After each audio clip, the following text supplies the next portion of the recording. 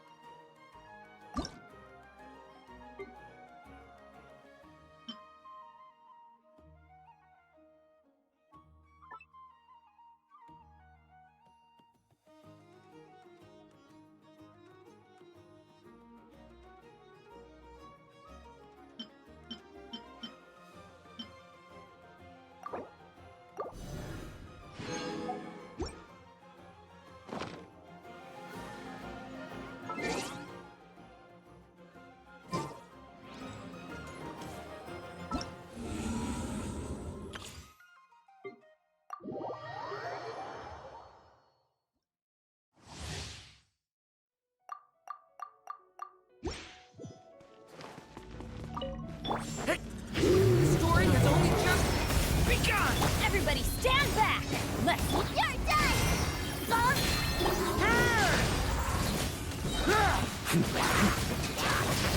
Up the ante! Thunder!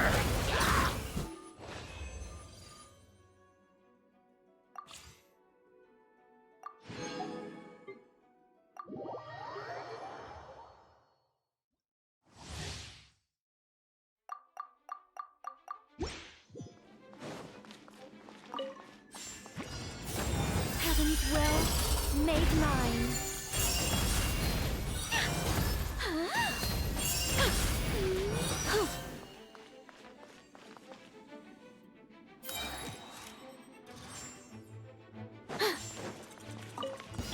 Yeah. The story has only just begun! Watch and Animal Tech 63 await! Animal... Begone! I live within you.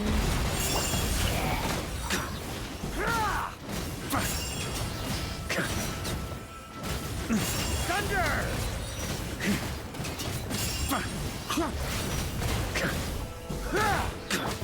Decay! New life! Absorption test! Swirl! Work 2! Such defiance!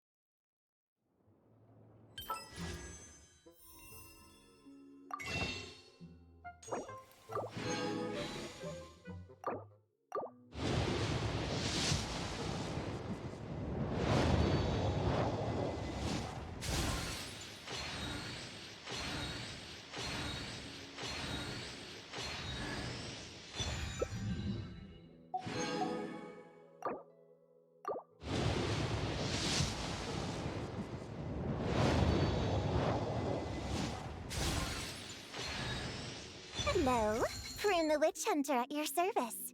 My enemy? Oh, someone who takes pleasure in teasing children. Uses other people's imaginary friends to ensnare them in her schemes. Someone who's a complete show-off, way too dramatic, and obsessed with wearing a hollowed-out hat. I'm referring, of course, to the wickedest witch of them all. Any relevant intel on her whereabouts is more than welcome.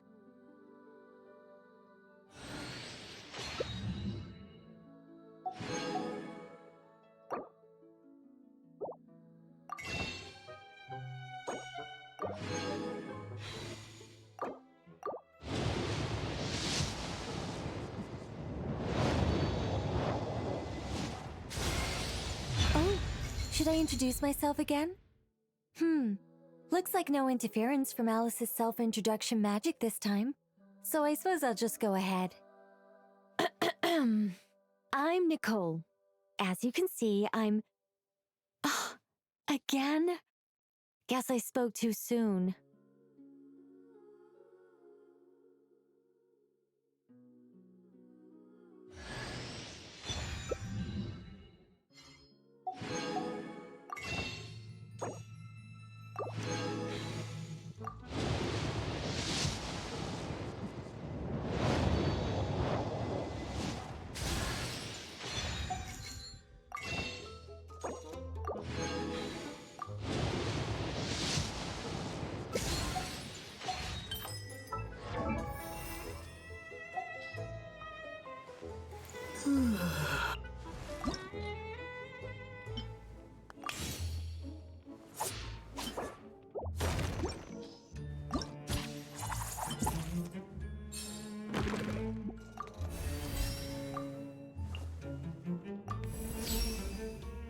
Just...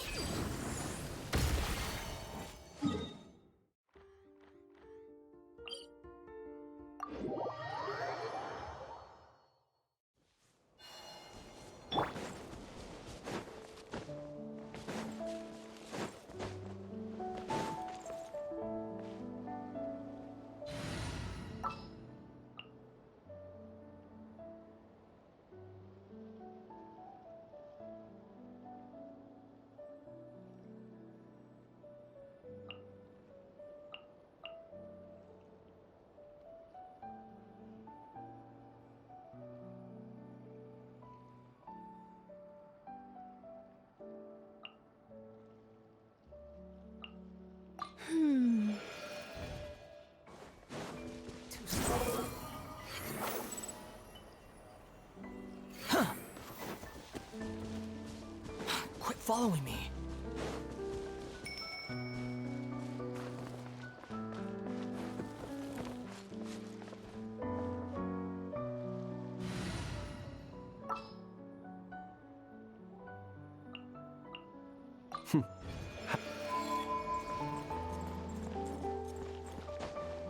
Oh.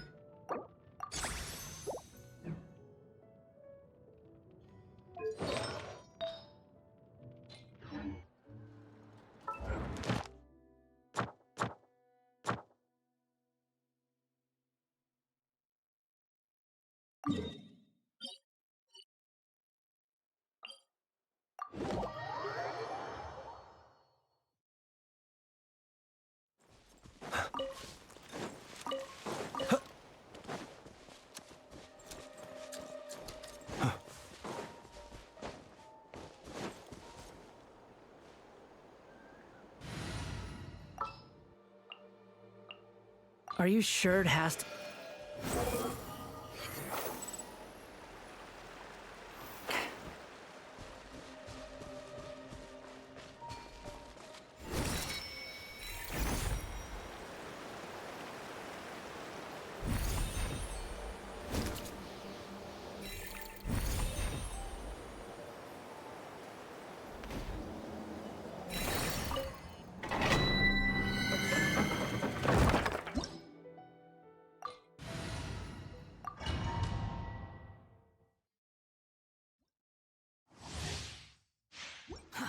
Too slow.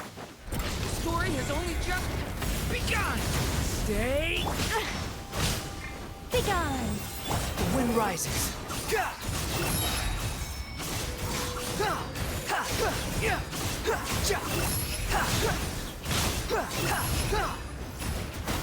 Wretched vermin! A turning point in space! Such defiance! As you like it! Go, Lumi!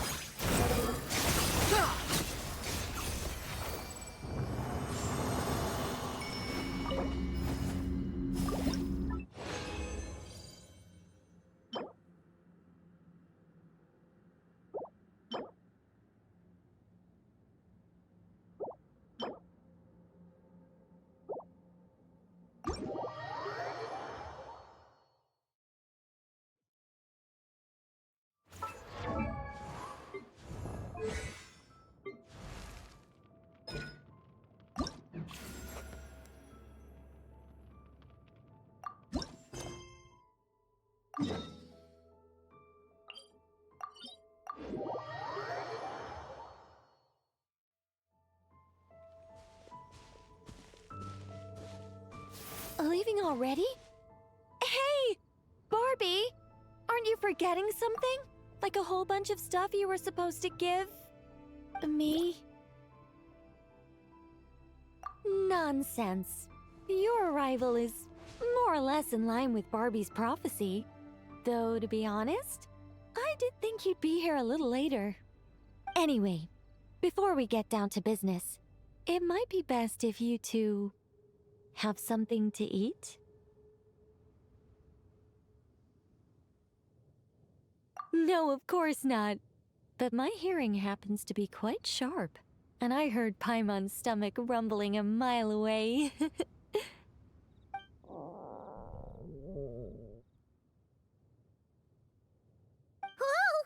Paimon's stomach is rumbling for two!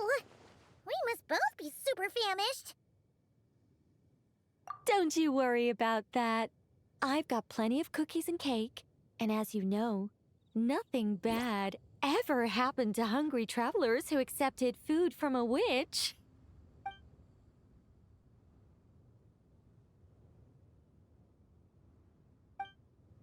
Oh, Paimon's so full! No matter how much she puts in her tummy, there's always more on her plate. Is she the champion eater from Natlan's Collective of Plenty? Alice mentioned her to me once. Apparently, she's a fascinating young lady.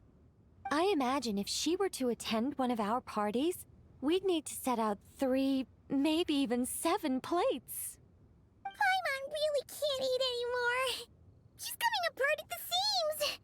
Can we get down to business now? Oh, well, sorry. All right.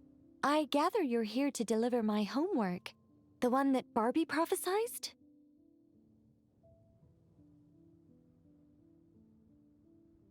Nothing of the sort. We were discussing something completely different. The moon's massive shift has knocked her hydromancy out of whack. So she needs to head back for a while to undergo a period of silent meditation. While she's away, I'll be taking over responsibility for everyone's homework. I also plan to help her add the next round of homework to the dictionary. Huh. You can just swap the person in charge like that? Not like I had much choice. Before Barbie and Alice even told me about it, they'd already inscribed my special homework in the dictionary. As much as I'd like to erase the whole thing and keep on casually observing the world, Alice is busy maintaining Tivad's borders, and Barbie is off realigning her hydromancy. Octavia didn't bother to come back, and you can forget about Rhindaughter. The other mages all have their own affairs to attend to, so the duty of supervising this homework has fallen to me. There really are.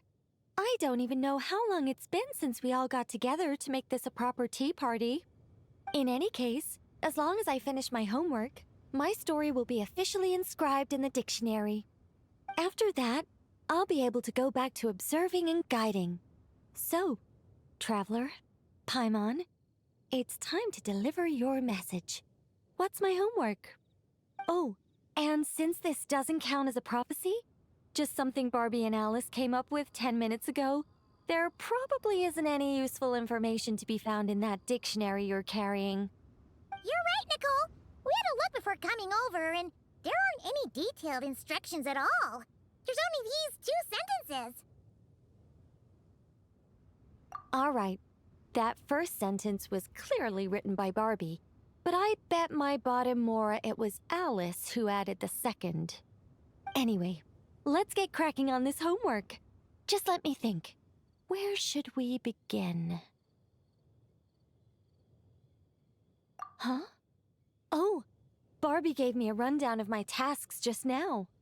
Basically, I just need to go to a few homework locations, make sure everything's up to scratch, and conduct some field work.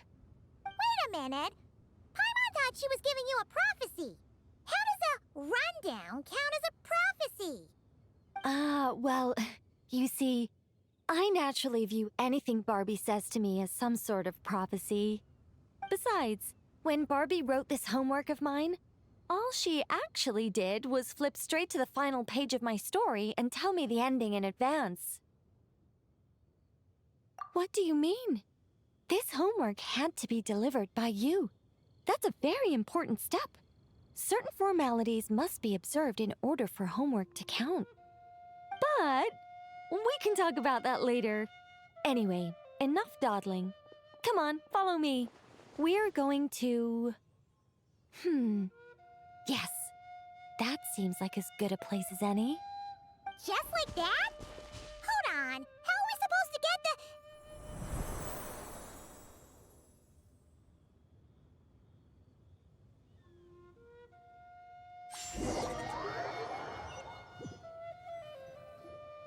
All right, we're here. This Sealy Court has some really great views, don't you think? See that spot over there? That's the starting point. Did I use it to get us here faster? You bet I did. These Sealy Courts are connected to the ley lines, and nobody really uses them. They're very handy when it comes to traveling about. Besides, the Sealy and I used to be angels, so we're old colleagues. I'm sure they won't mind me borrowing their homes every once in a while. Yes, I read about that in the dictionary. Based on how it ended, you and Lord Barbados must have played quite a beautiful tune. Such a shame that Barbie couldn't hear a single note. When Alice heard about it, she laughed so hard her hat nearly fell off. How about we head to the next location, which should be...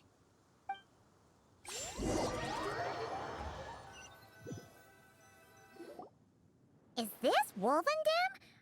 Doesn't seem like the best place for doing homework. This is the nearest Sealy Court to where we're going. Don't worry, we're not far from the starting point.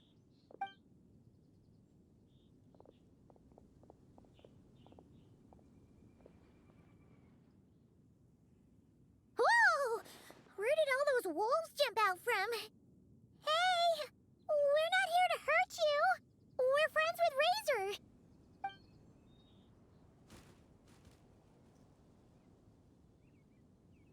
That's right. That child already claimed victory in the battle he was destined to fight. As long as he stands beside his Lupical, I believe he can overcome any foe.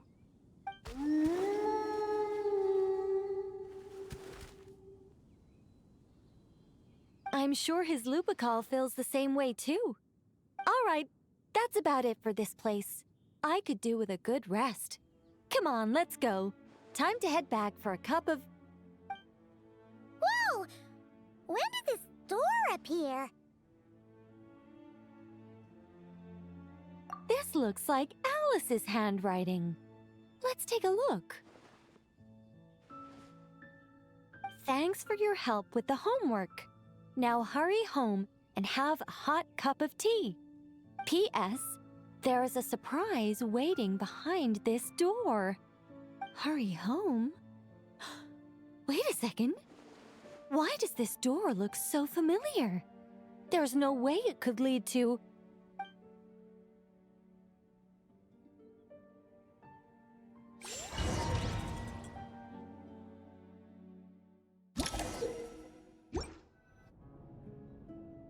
Somewhere new? Hey, isn't this...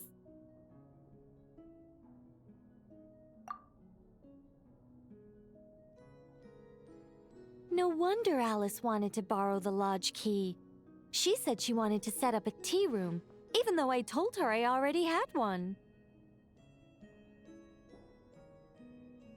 It symbolizes the completion of guidance, the end of a journey, and the fulfillment of prophecy.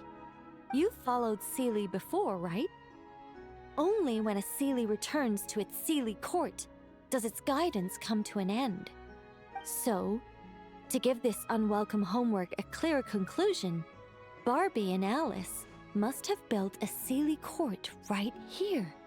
This is the only way for my story to be inscribed among everyone else's without interfering with their own homework.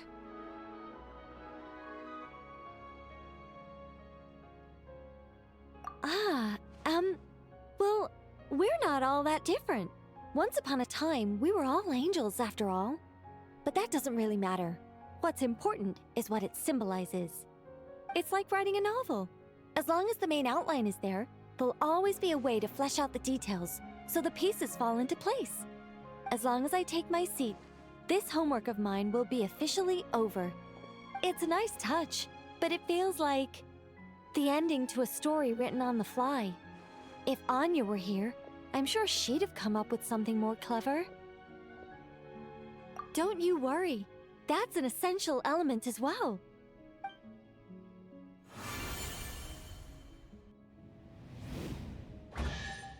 Hey! A treasure chest! Now this homework's starting to make sense. What did I tell you? It seems like this has been a fruitful little excursion after all. And it seems my story has been formally inscribed in the dictionary, which means that today's homework ends here, and also that there'll be a formal tutor to provide guidance on all future assignments. Well, that depends on what assignments are assigned. Personally, I'd love nothing more than to bury chests for people to find by completing their homework. I'd leave clues and watch them enjoy a merry little treasure hunt. Now that would be fun. But Barbie's been keeping a close eye on me, so I'm not sure I'll get the chance.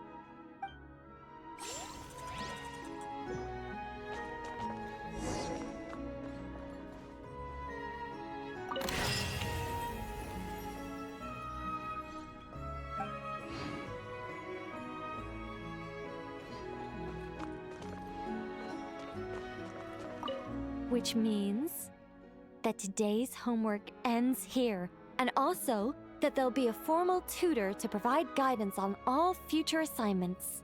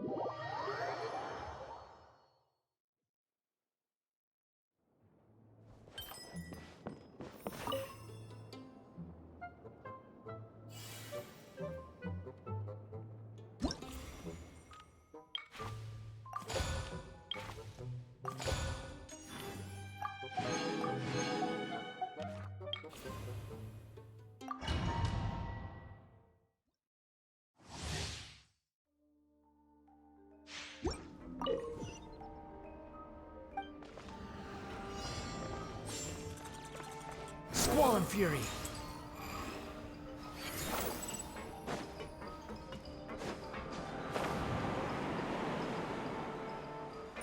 The wind rises.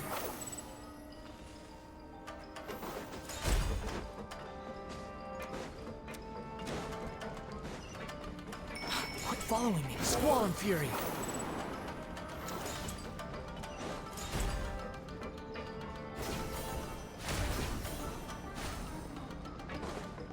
The wind rises.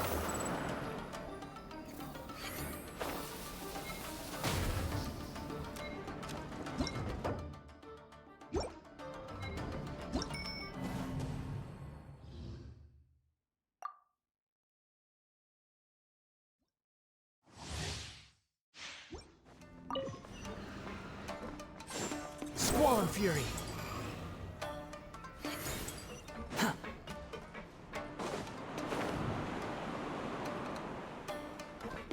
The wind rises.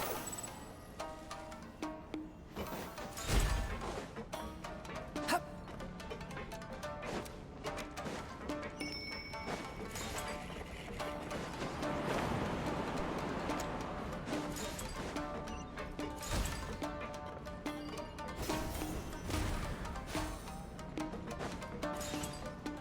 Quit following me. Behold!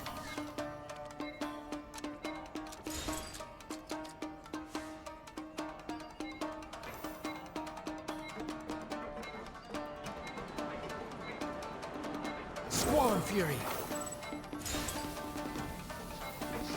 Huh, too slow.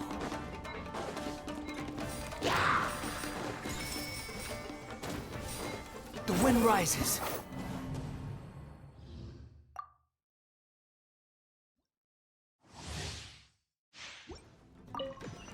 Squall and Fury. Quit following me.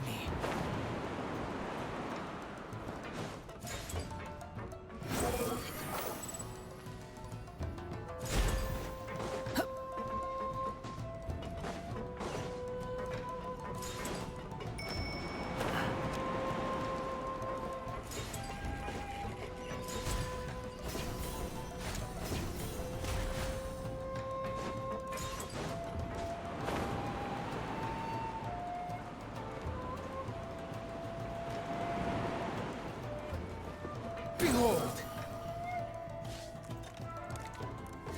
Upon the gale. Huh, too slow. Quit following me. Huh. The wind rises.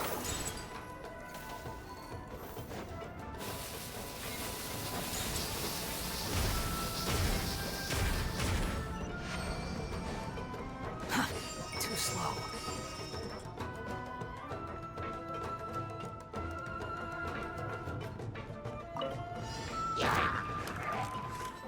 Squall and Fury. Yeah. Ja, ha. Ha. Ja, ha. Ka. Ja, ka. Ha. Yeah. Upon the gale. Ha, ha, ka. Ja, ka. Know your place. Ha, ha. Ha. Ha. Yeah. Behold.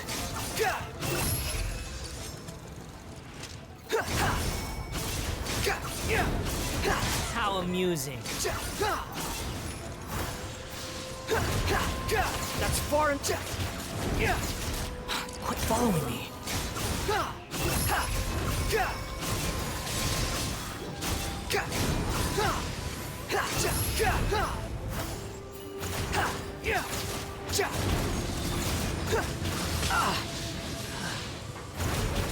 Squall and Fury.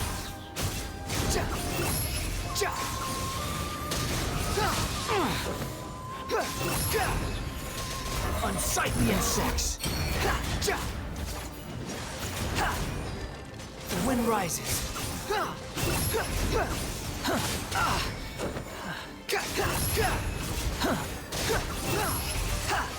That's far enough. Quit following me. Squall and fury.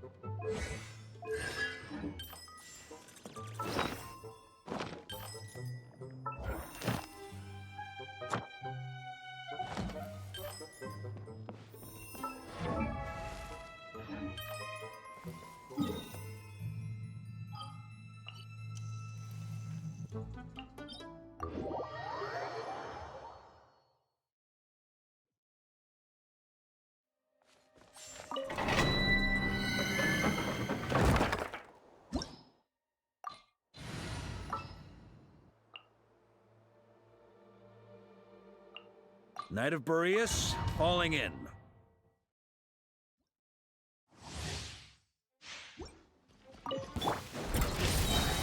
Kane!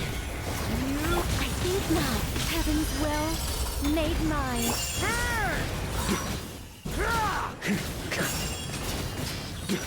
Thunder! Thunder!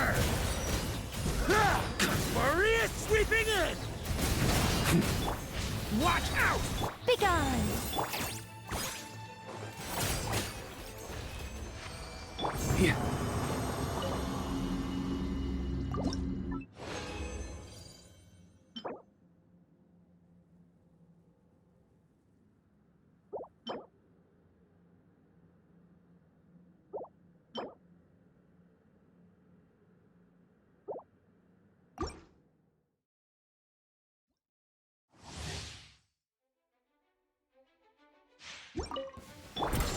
Hey! Kane! New life! I think not. I live within you. Come say hi!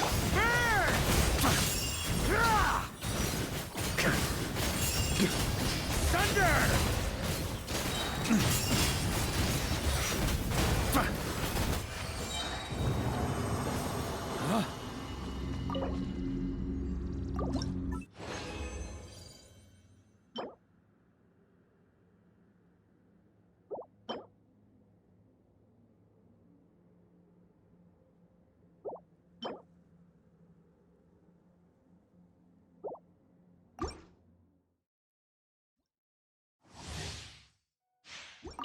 On me. The story has only just begun!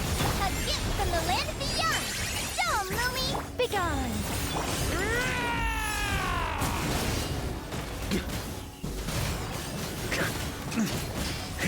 Thunder!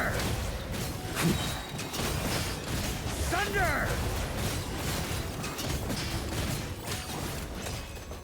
Yeah.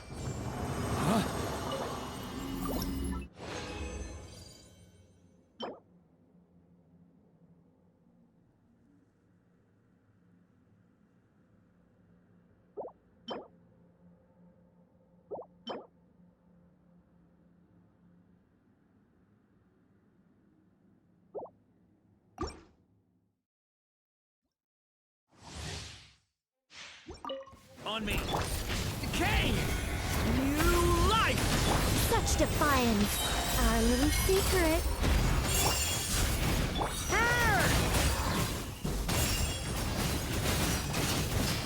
Up the ante! Huh?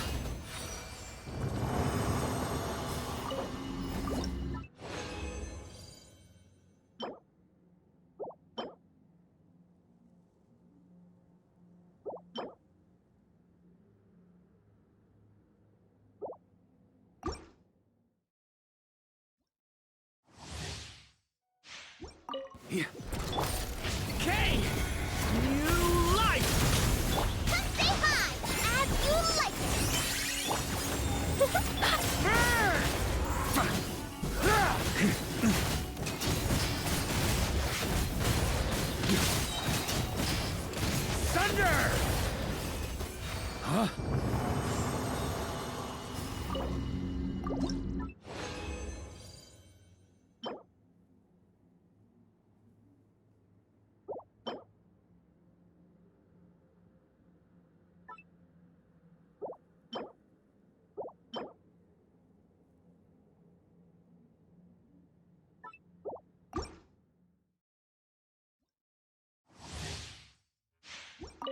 On me! Decay! New life! Begone! I live within you.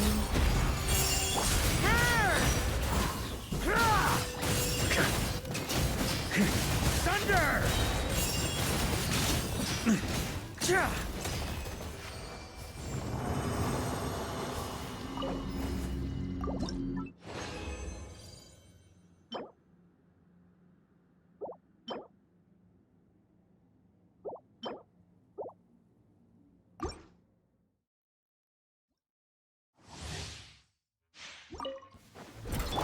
Decay! New life! Leave it... Die like a gemstone! I think not.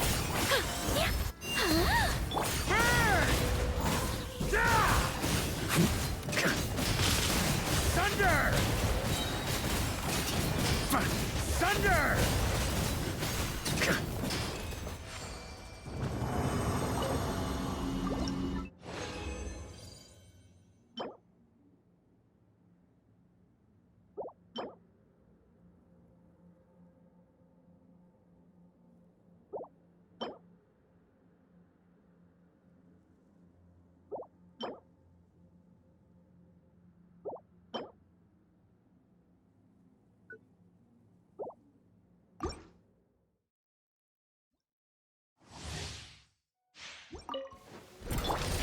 Turning point in fate! Our little secret. Such defiance.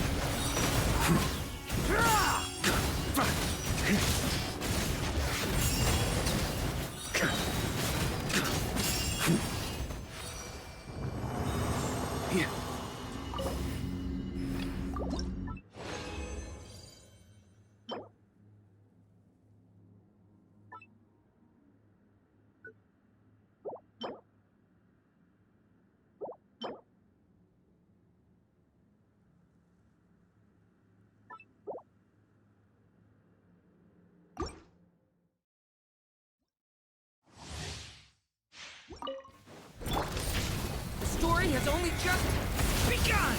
Leap... Let's go, Lumi! As you like it! I think not.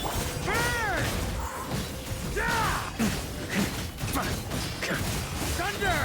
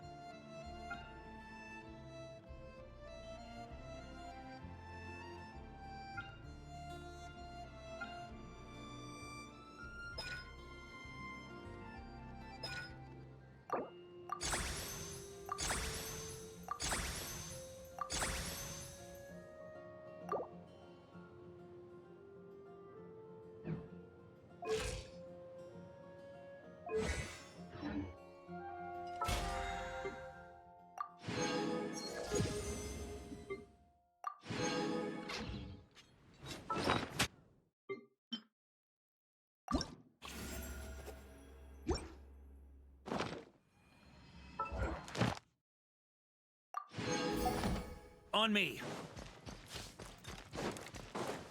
Add Ast. Thank you for Add Ast.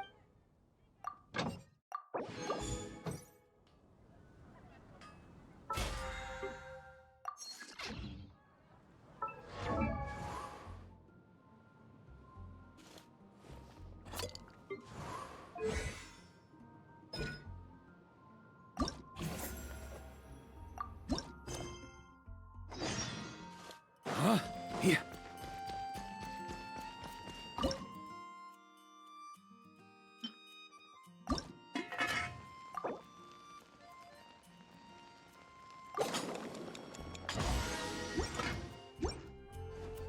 Huh?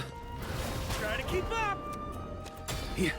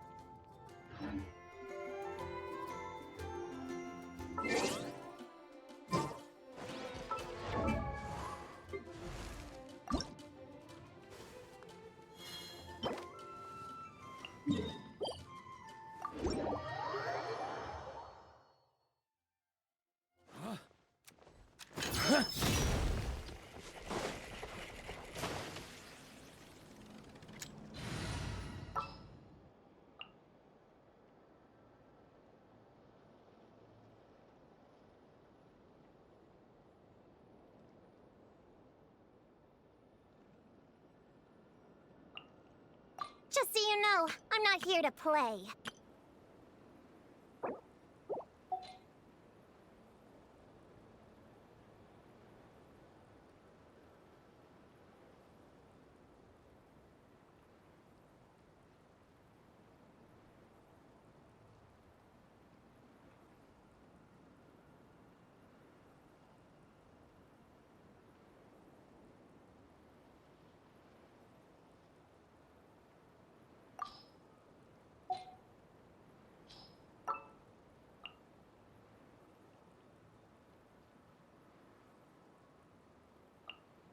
Mm-hmm.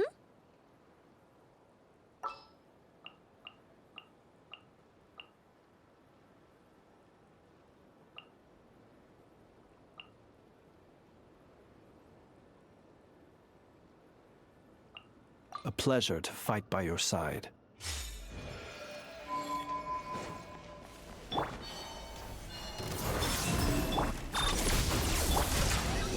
Be silent. Observe.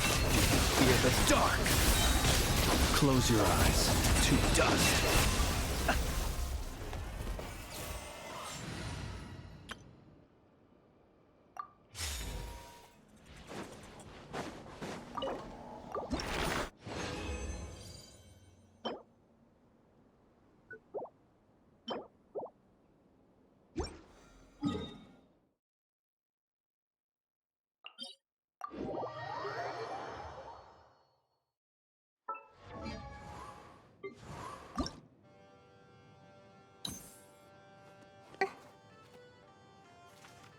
Hmm. Hmm. Hmm.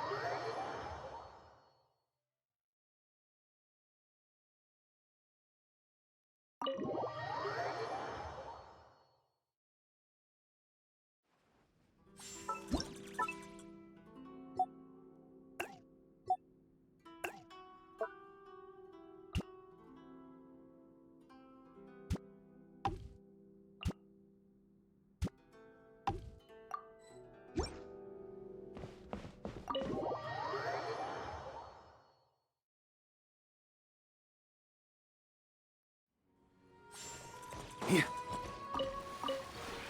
This realm.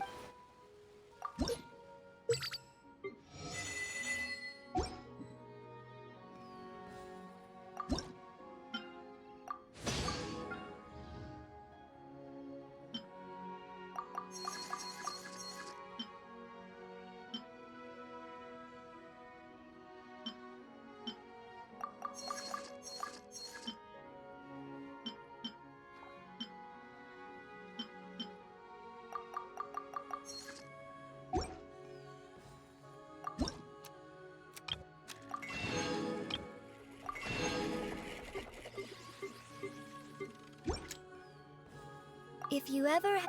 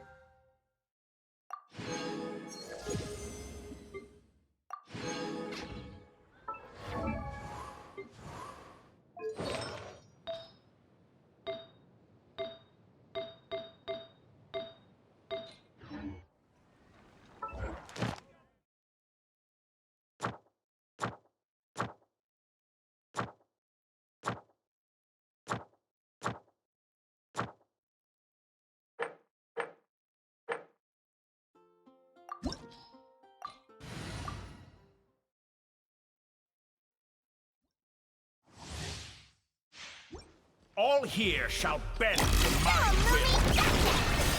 Begone! I live within you.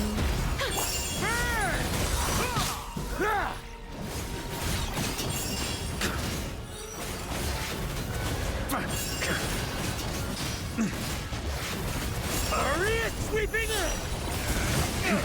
Yeah. Got enough? Hammer time!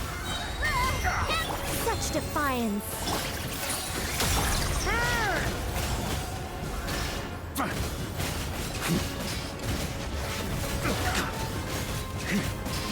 Up the ante! Shine like a gemstone!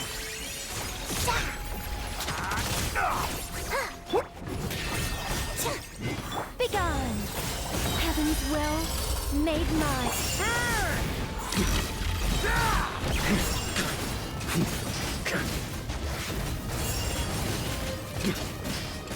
Thunder!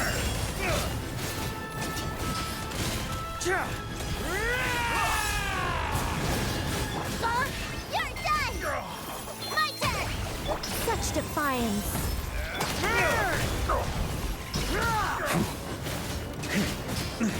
Thunder!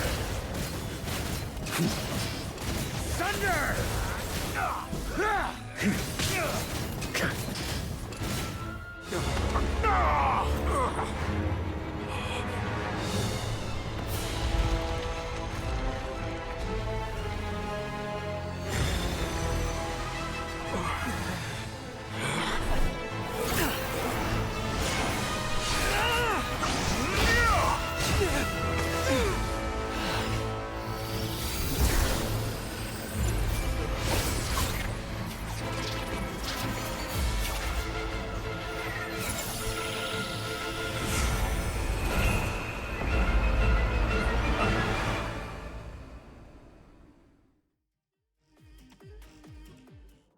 On me, get back!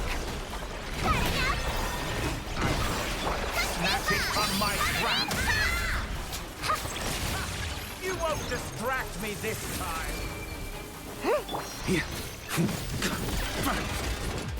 On me! Just like a little buzzing fly! Dumb, Louie!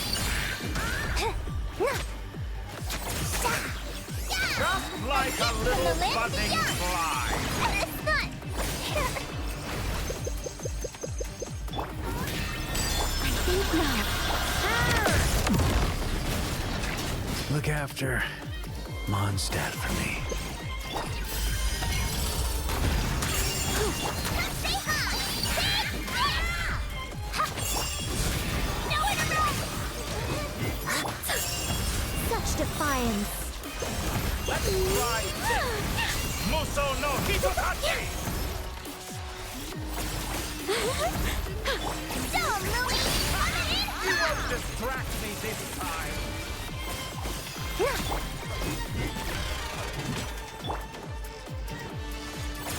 Begone! Hammer it home! Gotcha! Our little secret. Just like a little buzzing fly! Go, Louie! How possible! Such defiance. Got enough? Shine like a gemstone!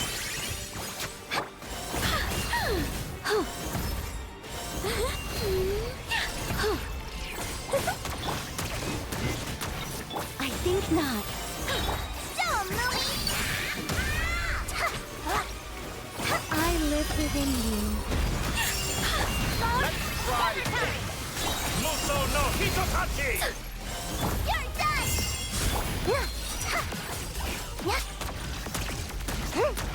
Come stay high!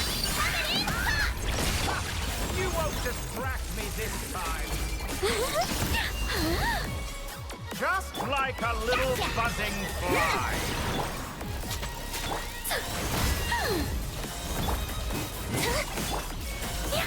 Begone!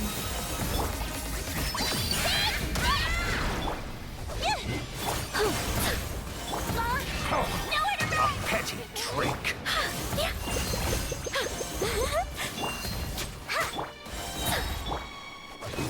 I think not.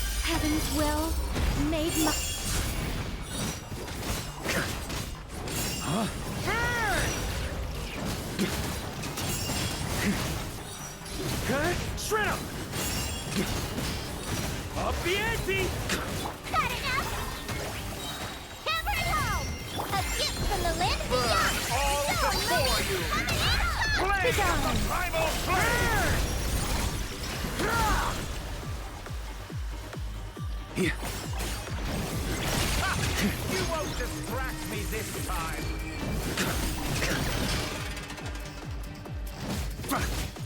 Gotcha! Go, Ruby! I live within you. Such defiance. Just like a little budding fly! Up the ante! A petty trick! Charge! New world that I've longed for!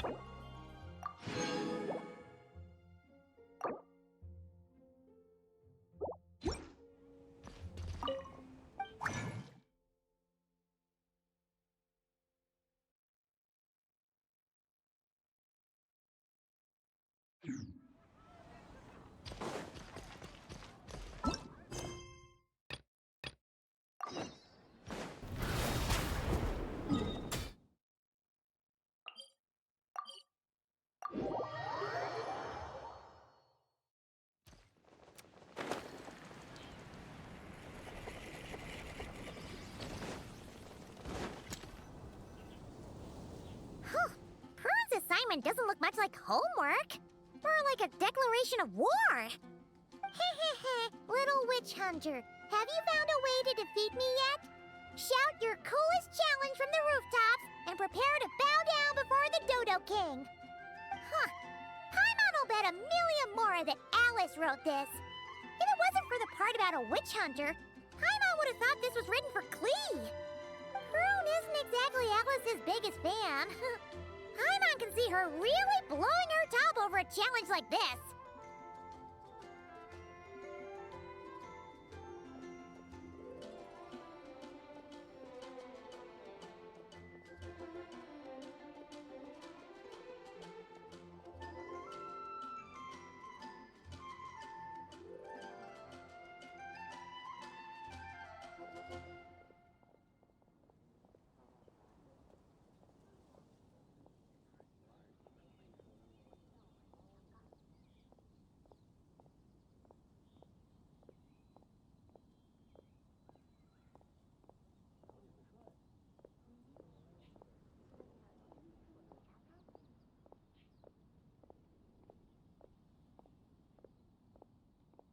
Should we try to tone things down a bit when we tell Prune? Tell me what? Let me see!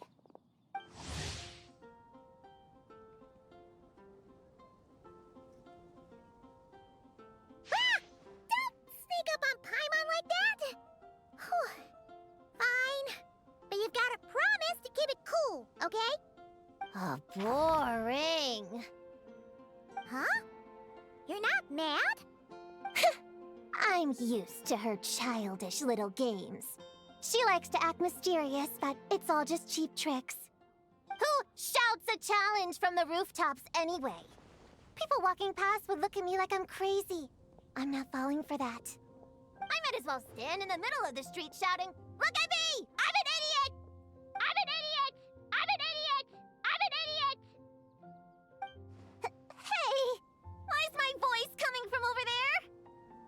Huh? What was that?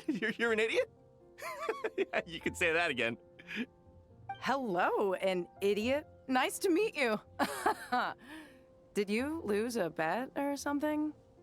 Sounds like a prank to me. Some dumb kid must have got tricked. Stop it! Now! I'm an idiot! I'm an idiot! I'm an idiot!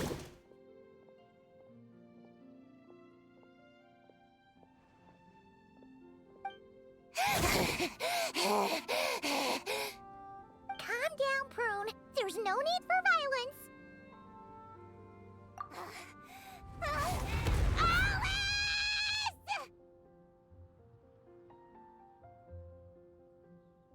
Hello, everyone! Well, well, well, I wasn't expecting a challenge like that. It's certainly a novel approach. Anyway, congratulations on successfully activating your Witch's Homework Challenge. I've prepared a magical space for you with a real sense of pomp and circumstance, but it's going to take a while to load. So I thought, why not turn your challenge into loading music while you wait? Play it again and again to really build the excitement and get you properly pumped up. What do you think? I'm an idiot! I'm an idiot! I'm an idiot! Hey, that wasn't a challenge! Turn that stupid noise off right now! Oh dear, it looks like there's been a misunderstanding. I'm afraid the loading music's already merged with the challenge. If I cancel it now, you'll fail the whole thing. But I mean, if you're certain, I guess you can try another time, if fate decides we should meet again. No! Don't you dare run away again! Not after I finally tracked you down! Ugh! How much longer does this thing need to load? Huh? The magic space? It loaded ages ago.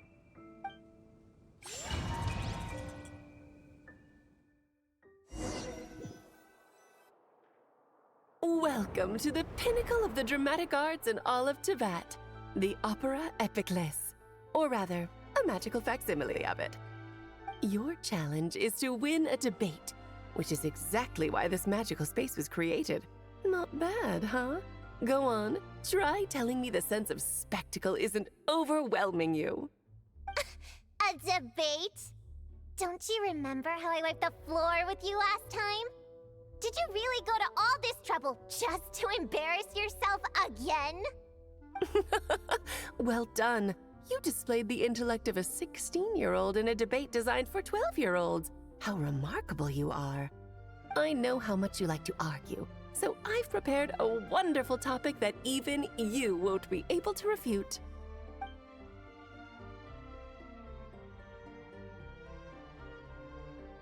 A spirited debate requires a fair and impartial judge.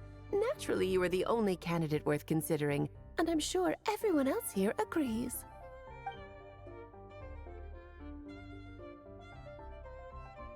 Actually, I've been wanting to say this for ages. Paimon's been sitting up there in the VIP seats, striking a pose for quite a while now. Seeing as we teleported right here, I figured we should imitate our friend. She's quite the superstar in Fontaine, you know. As I recall, Paimon loves watching a good show. Well, there's no better seat in the house, wouldn't you say, Paimon? Paimon can see everything. But, is it really alright for Paimon to watch from up here? She feels a little out of place.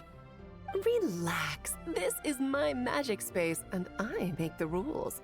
I guarantee you the hoi polloi police aren't coming to kick you out. Enough time wasting. Let's get this over with. What's the topic? Klee is a bad kid. Huh? This is the topic for you to refute. If you can convince our judge that Klee is not a bad kid, you'll earn yourself a gift. I don't want your stupid gift. Klee's your own daughter. How could you set a topic like this? You're a bad person. The worst person! People do say like mother, like daughter. Since I'm so bad, I guess Klee must be pretty bad too. Objection! That's pure sophistry. Your flaws lie in your character and conduct. There's no scientific evidence to show that those are hereditary traits. Nurture has shown a far greater influence than nature. The people who look after Klee and Mondstadt are all better than you. Under their positive influence, Klee couldn't possibly turn out bad. Do you dispute that Klee loves fish blasting? How could any good kid enjoy such a terrible pastime? That's just the nature of a child who hasn't been taught right from wrong. Klee can see the boats in the harbor loaded with fish. How is she supposed to know the difference between how they get their catch and how she gets hers? But is it not true that even after being sent to solitary confinement, Klee never learns her lesson? It's true that Klee always accepts her solitary confinement and doesn't try to escape. That clearly shows she understands her punishment and doesn't hide from her actions. Klee shouldn't be labeled as bad when she readily faces the consequences of her actions. Moreover, after her last time in solitary confinement, despite saying she wanted to go fish blasting, she hasn't done it once without permission. In fact, the last time she did go, it was only at the behest, you could say instigation, of someone she trusted. Her own mother, no less! At the end of the day, there's only one person here who deserves the title of bad kid. No, wait. Bad adult! But then what adult is so immature? I know! Bad kidult! Oh, very compelling. A truly forceful argument. How's Alice going to respond? Even if I accept your argument, it only proves that Klee has no bad intentions. It doesn't stop her from being a bad kid in other people's eyes.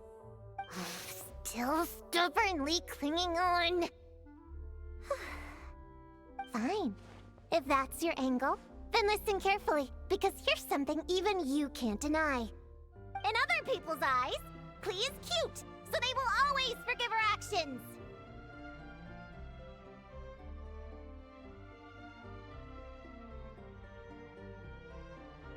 Exactly! Klee is so cute, who cares if she makes a few itsy-bitsy mistakes? In Paimon's eyes, she couldn't possibly be bad. Contrary to everything you've said, Klee has far more good points than bad. She's always happy to share her toys. And when she wants to play but everyone else is busy, she never pesters them and waits patiently until they're free instead. But most important of all, she's kind. In her eyes, everyone is a wonderful person. Even me, her mother's sworn enemy. No matter what else, I won't let you besmirch such an adorable child by calling her bad! I give up. You win. As her mother, I can't possibly argue with that. To hear you say those words, it seems you truly do consider Klee a good friend. My daughter really is adorable, isn't she? Don't say I didn't warn you. I told you if you met her, you'd end up happy. Now you're boasting? I traveled all the way to Mondstadt because of your silly little prank! It brings me so much comfort knowing that Klee has a friend like you by her side. I do so look forward to seeing you both grow up. You can't imagine Klee still fish blasting at my age, can you? Hold it right there. You're not about to say something corny like, ta-da! This was all a test to see how you really feel about Klee, are you? You catch on quick. Seeing as you already know the deal, let's jump straight to announcing the results. Esteemed judge, if you will.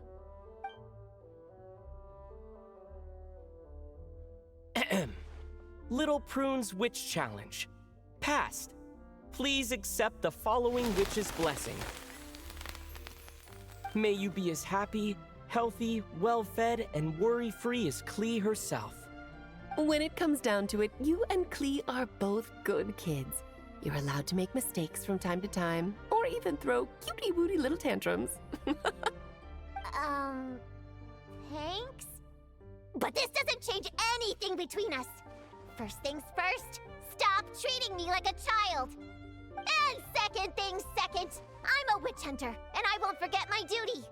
You lost this time, so come out here and stop trying to fool me with that stupid doll. Oh my, would you look at the time? Well, I had a lot of fun today. I'll be sure to drop by the next time I'm free. Toodaloo! Hey, did you hear me? I haven't finished with you yet! Don't you dare run away!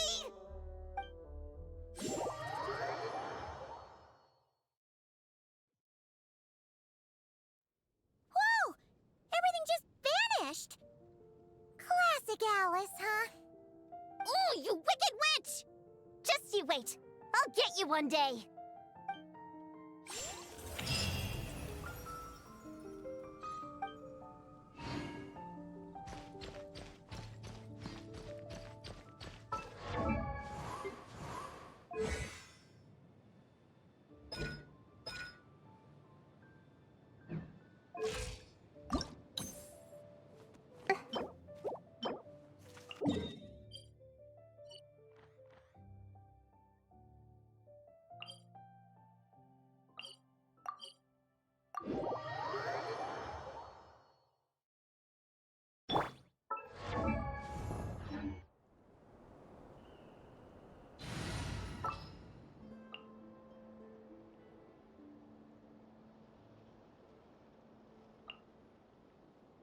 A pleasure to fight.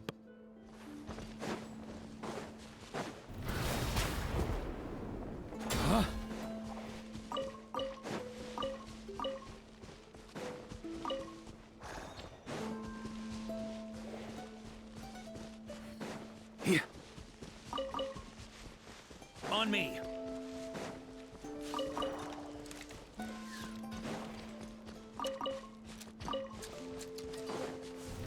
Try to keep up.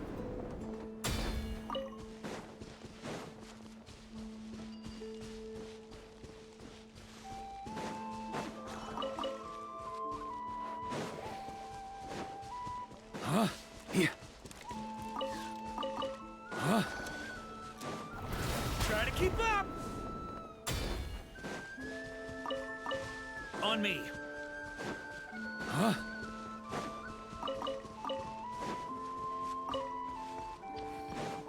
On me.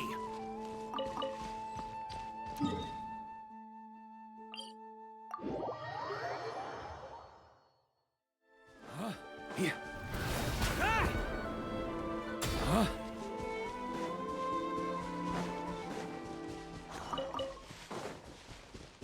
Here. On me.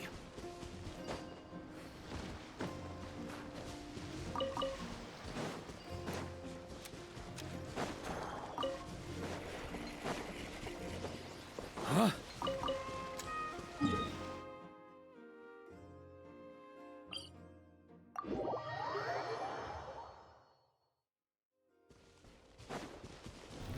Try to keep up.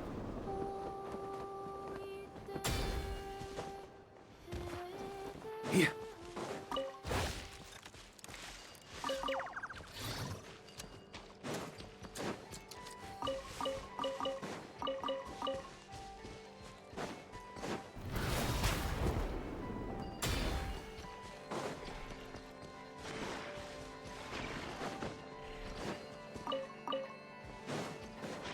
Ah! Huh?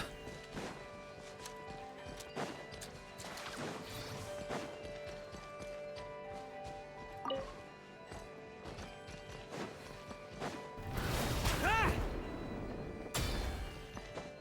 Here.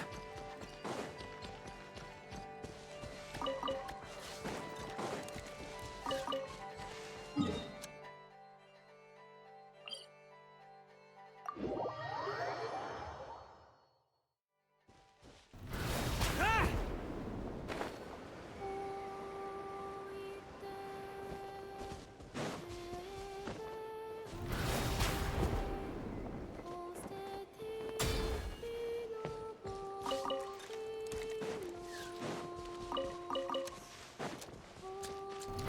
Try to keep up.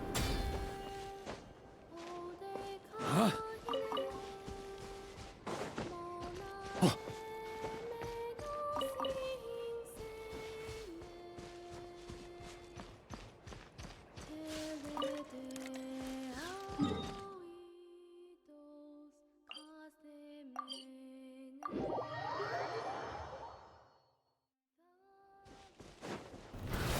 Can't keep up!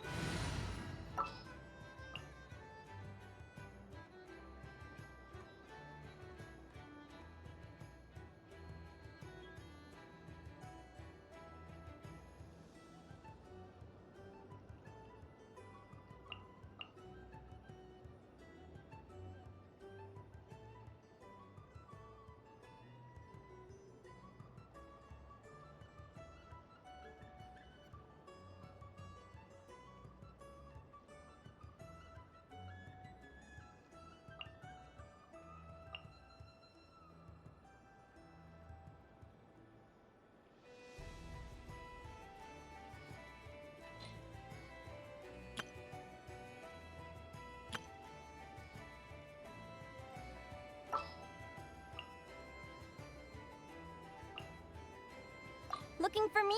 Ready whenever.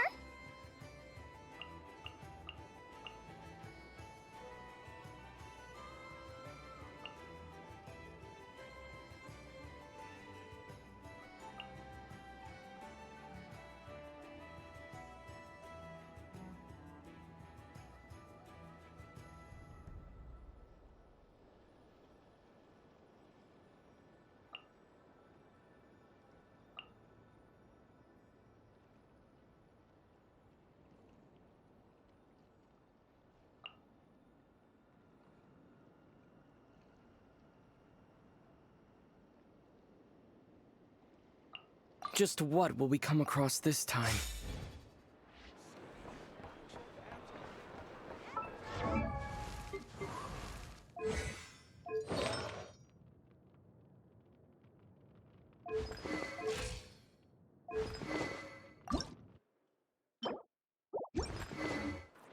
Over again today? I think I'll give him these toys.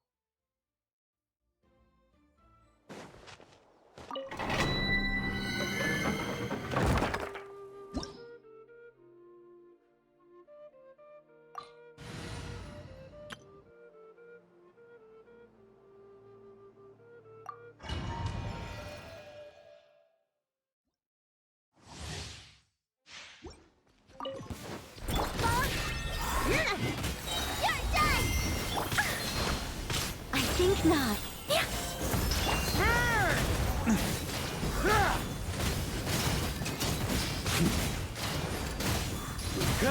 Shred him! Thunder!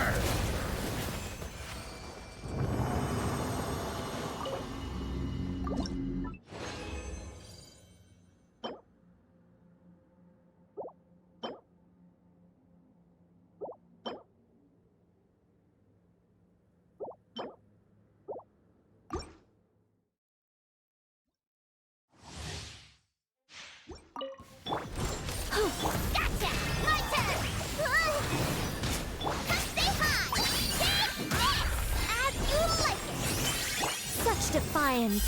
Our little secret.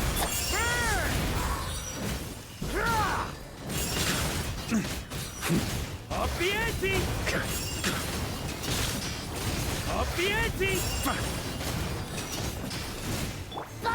Hammer it home! Nowhere to run! Begone. Heaven's will made mud.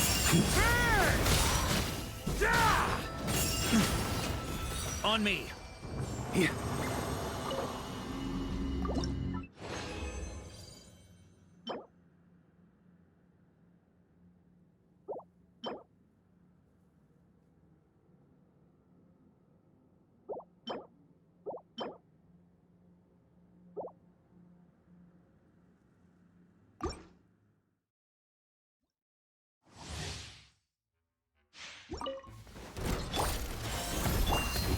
My turn!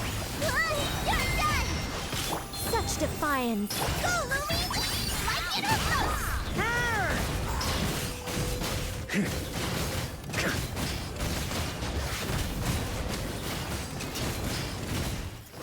Up the ante! On me! Huh?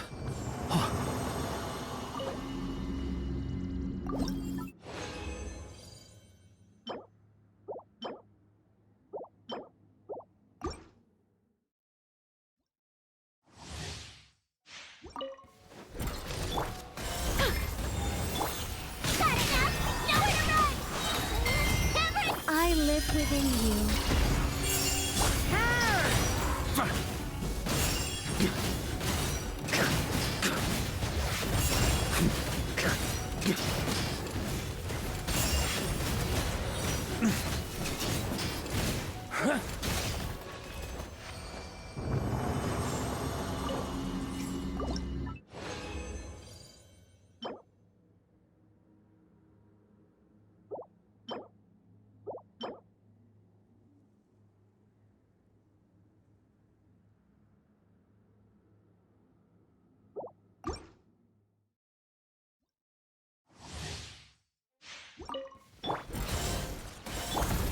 My turn! A gift from the land of the young! So, Moomy, take this!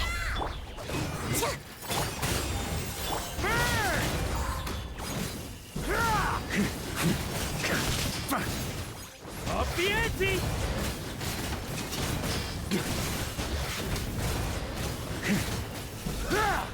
Maria sweeping in!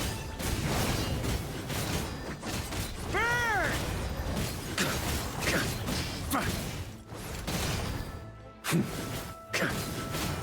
Thunder!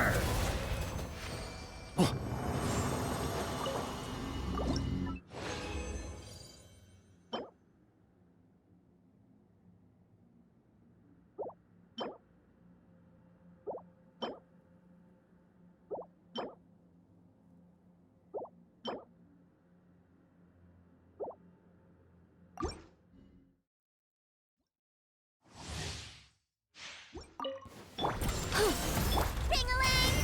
Gotcha! Nowhere to run! Begone! Heaven's will, made mine.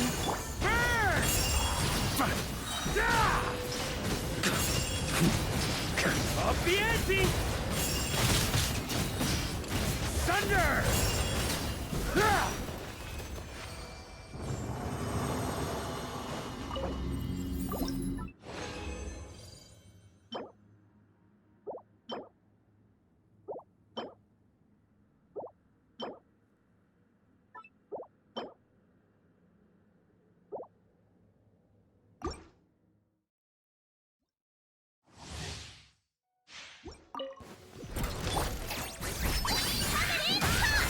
As you like it! Hammer it home! Such defiance. I live within you.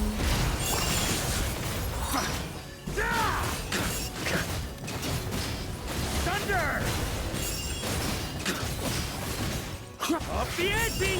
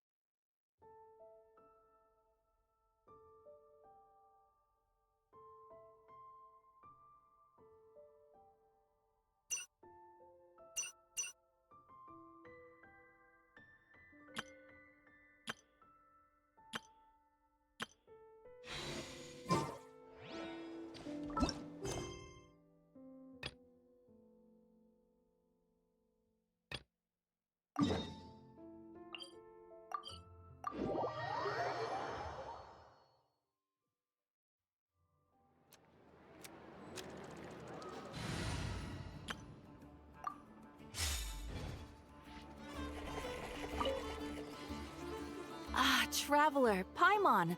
It's been a while. As it happens, there is a letter here for you. One moment. Here. A letter? From who? Dear Diary, I'm Kale. I work as a trainee forest ranger under my master, Tainari. I'm also studying at the academia. I've been getting better and better at reading lately. Mr. Al-Haytham says that the written word is a crucial medium for exploring the world and understanding oneself. That's why I decided to start this diary. That said, what should I write about? Things are pretty quiet in Sumeria these days. Life is good. Every day is a fulfilling and happy one. When I think back to the days when I suffered from Elazar, or way back to when I was injected with God remains, I am in a much better place now. I hope it stays that way forever. I'll leave it there for now. Master said he'll take me shopping in Sumeru City today, which is great, because I've been meaning to visit the toy seller at the Grand Bazaar for a while now. Kale, time to go. Yes, Master! Huh?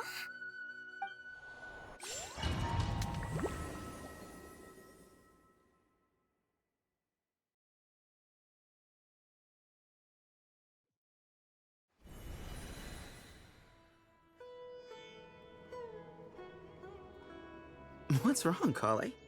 Is there something on my face? No, sorry. I didn't mean to stare. Did Master Tainari send you to pick me up? Master Tainari? What are you talking about? Tainari is the General Mahamatra. He's probably busy arresting criminals in Sumeru City. I mean, if that's what floats your boat, I can introduce you, but... Wait, Master Tainari is the General Mahamatra? But what about Mr. Sino? Sorry? Oh, you mean that guy who just joined the Vahumana Darshan? Rumor has it he's the leader of the Temple of Silence. If that's true, it's pretty impressive. Sounds like you've been getting to know more and more people since you joined the academia. That's great, but don't let your Forest Ranger duties fall by the wayside, okay? What's going on? Sethos is acting like he's my master, and Master Tainari has taken over Mr. Sino's job. Is this some kind of prank? If so, it's a weird choice of prank. But anyway, Sethos doesn't look like he's joking. What is this all about? Hey, you're zoning out again. I'm gonna buy some tools for the Rangers. Why don't you stretch your legs a bit? It's been a while since you last visited the city, right? Wait! He's right. It has been a while since I last visited Sumeru City. Was it always like this? I mean, it feels familiar, yet somehow... something seems different. Is this really Sumeru City?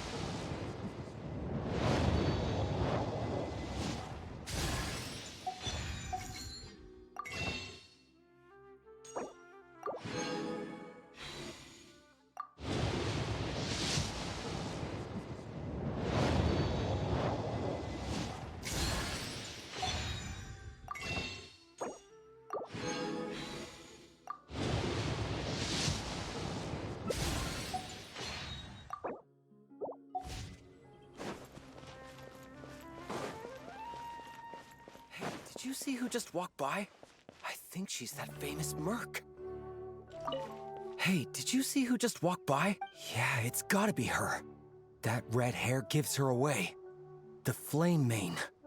They say she can take down a dozen tough guys with just one hand.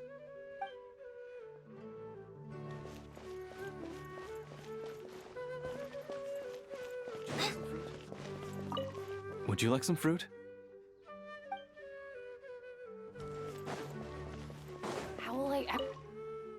How will I ever save enough money to buy that custom-made axe with floral carvings from the blacksmith?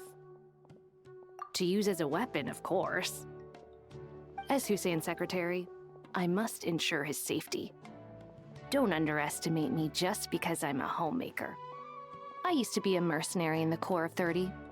Peace is precious, but you must always be prepared for the worst.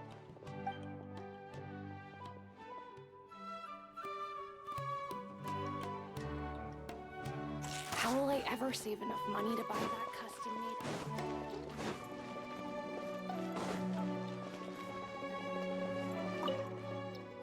When I grow up, I'm gonna join the Eremites and protect Sumeru City.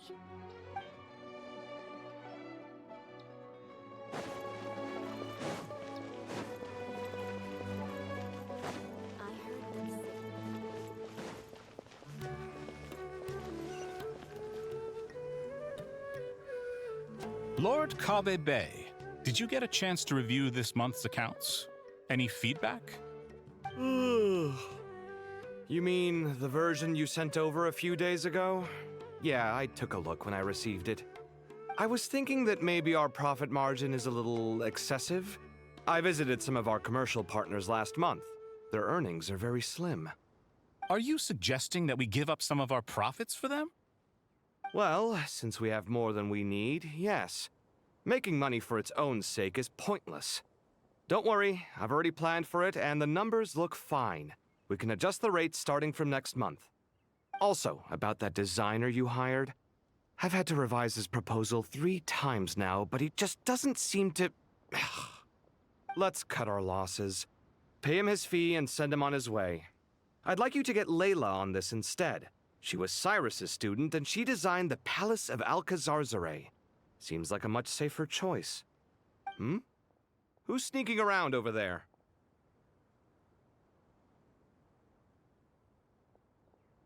Mr. Cave? Do you recognize this person, sir? Yes, it's all right. We've met. This is Kale, Sethos' trainee. He brought her along the last time I went for drinks with him. What brings you to the city, Kale? Is your master here too? No, this is all wrong! Why is Mr. Cave saying that too? Tainari is my master, not Sethos. This can't be real. I have to ask someone else. There's gotta be someone else out there who still remembers the truth. Hey, wait! Don't run off! How strange. What's gotten into her today? It's like everyone switched places. I guess I'll keep looking around.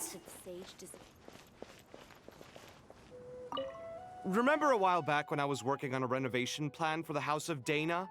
Well, I submitted a report to the Grand Sage and he rejected it. It's infuriating! How does someone with no sense of aesthetics whatsoever even become the Grand Sage? Please, calm down, Lord Kave. Maybe it's for the best that the proposal wasn't approved. Weren't you planning on paying for the renovations out of your own pocket? The Grand Sage just saved you a huge sum of mora. You're right. It's his loss if he doesn't want to work with me. Let him live out the rest of his days in an artless void for all I care. Anyway, enough about that killjoy. There's supposed to be a show at the Zubair Theater today. Are you guys free later? Tickets are on me if you want to join.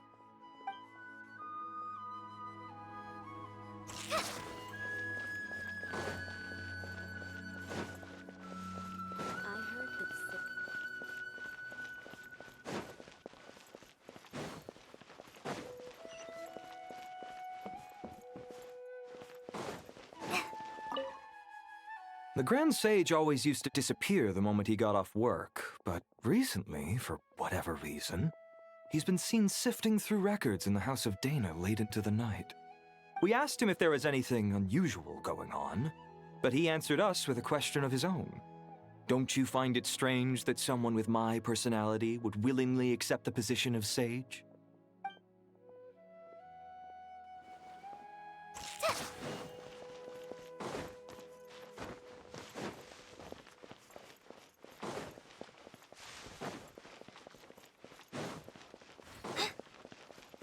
There's no one over there.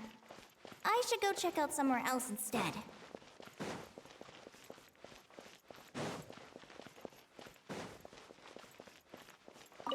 Hey, bud, can I ask you a favor? Is that alright if I borrow your thesis? Don't worry, I'm not gonna copy your work. I just need it as a reference. I guess that's okay. But if our theses end up sounding too similar, it's gonna be easy for them to spot. Yeah, trust me, plagiarism's the last thing on my mind. The only reason I ask is it's been really hard to get my hands on any reference material lately. Why don't you go ask the Grand Conservator? Candace should be able to find you what you need. She's super friendly. I'm sure she'll be happy to help. Really? I always assumed she'd be tough to negotiate with. Fair enough. I'll try my luck at the House of Dana later then.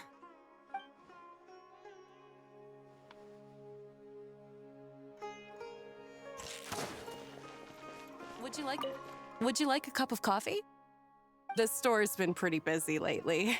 Lots of customers have been feeding Ashru, who watches over the shop, and now Ashru's put on quite a lot of weight. Maybe I should put up a sign saying, "Please don't feed the cat."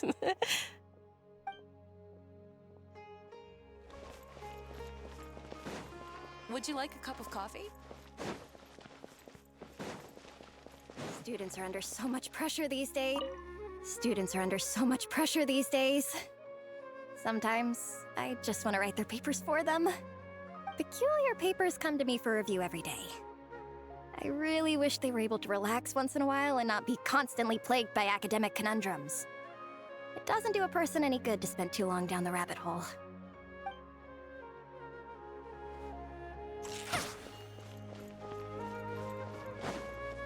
Lots of visitors today, I see. Welcome all. It's been a while.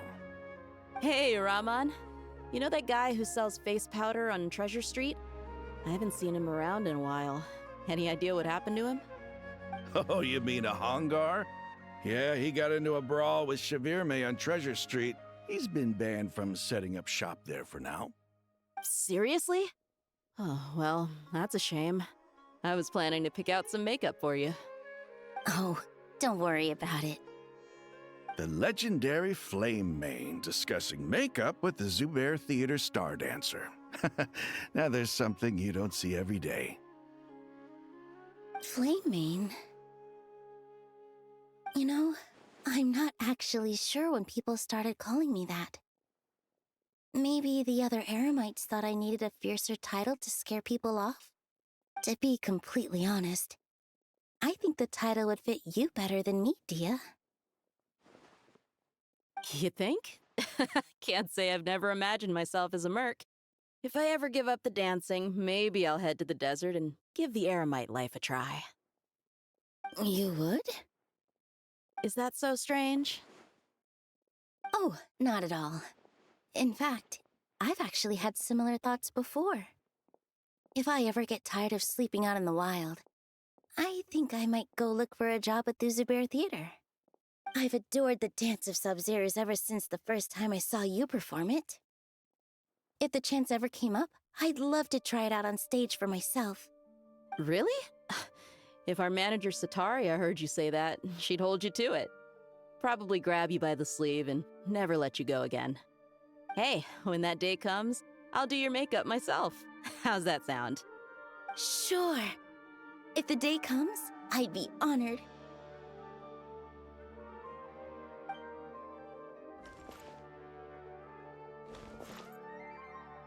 Everyone I know, everything I've ever known. Suddenly it's all a jumbled mess. The question is, who's right? them or me.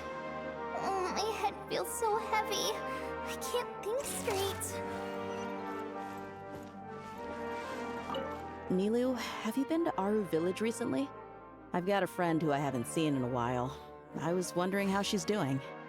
You mean Faruzan, the guardian of Aru Village? I saw her not too long ago. She seemed completely absorbed in her research. No change there, then. I'll have to catch up with her the next time I'm out that way.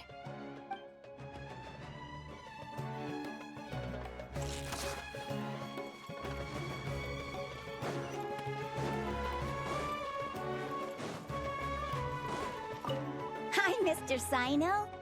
What are you thinking about? There's a chapter in King of Invocations where the spirit of someone who died long ago possesses a living man's body. To the outside world, it looks like he's developed a whole new personality. I was just thinking how terrifying that would be for his friends. Imagine waking up one day to find that a friend of yours has suddenly become a different person. Huh? So what got you thinking about that? I don't know, but something feels off. Everything looks fine on the surface, but can human perception really be trusted?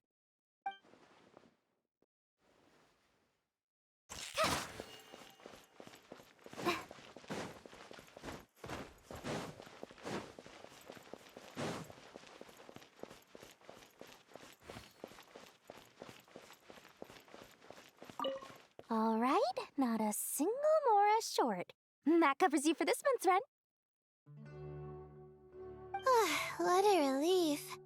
I was worried the design fees I received this month wouldn't be enough. Well, next time, don't fret. Just let me know and I'll give you a few days' grace. We've known each other long enough for that. Anyway, how are you settling in?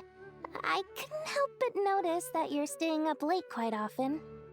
Yeah, I can't explain it. I just feel more inspired at night. Once I get in the zone, I can race through a whole bunch of drafts, no problem. But what about you? I keep hearing you sighing these days. Is everything okay? Well, it's just... Don't you think this house is a little small? I guess I should be used to it after living here for so many years. But for some reason, I've been feeling claustrophobic recently. I want to move somewhere bigger. Once I've made enough Mora, I'm gonna buy a huge new house. As big as... at least as big as the Palace of Alcazarzaray. That sounds really expensive. True. I'll never be able to afford it on a scribe's salary alone. I need to find another way.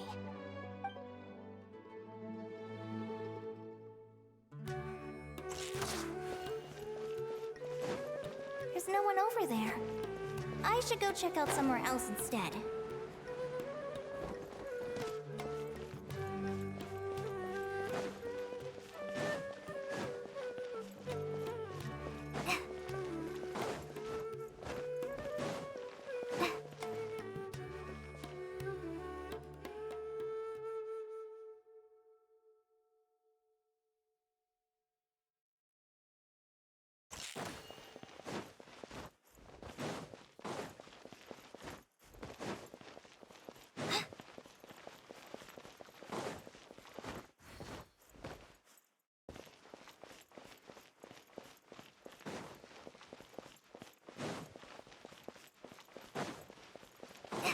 There's no one over there. I should go check out somewhere else instead.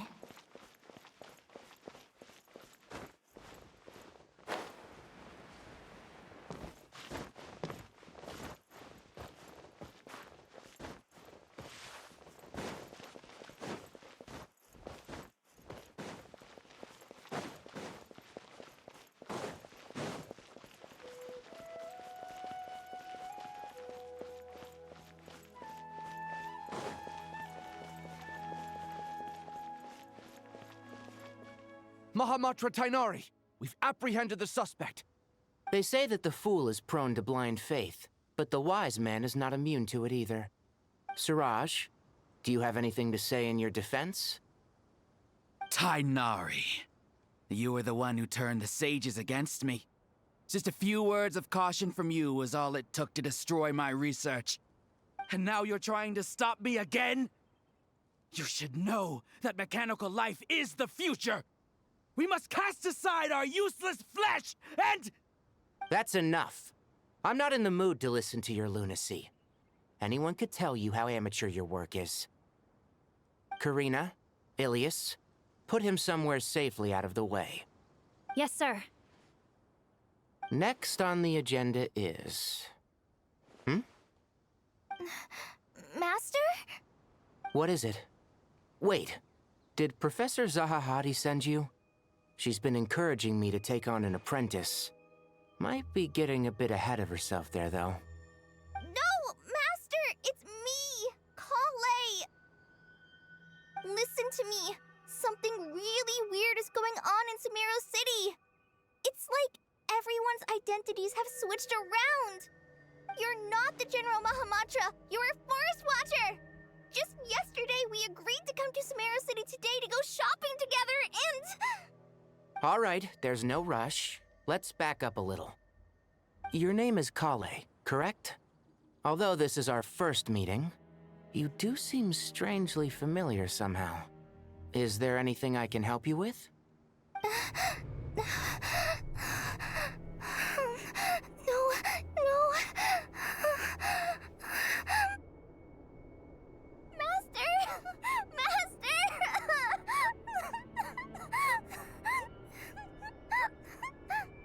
What is it?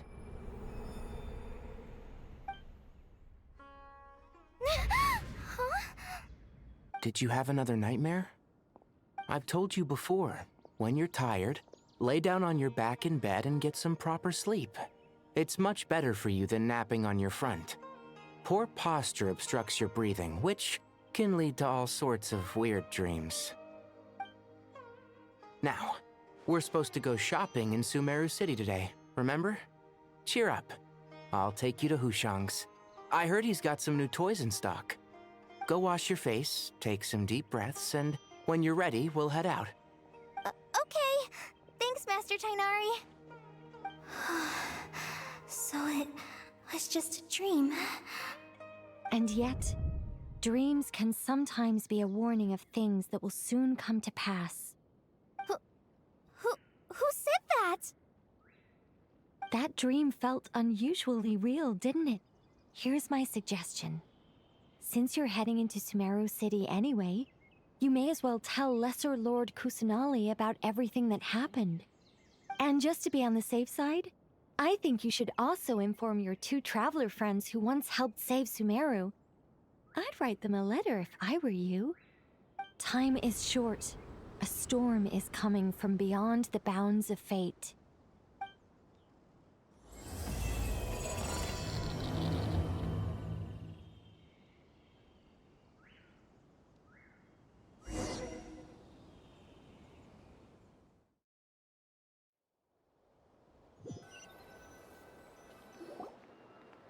What a strange situation. No wonder Kali was in such a rush to write us a letter. Imagine waking up one day to find that everything around you has changed. You might not even recognize Paimon anymore. Oh, that's a scary thought. Let's get to Sumeru and find out what the heck is going on.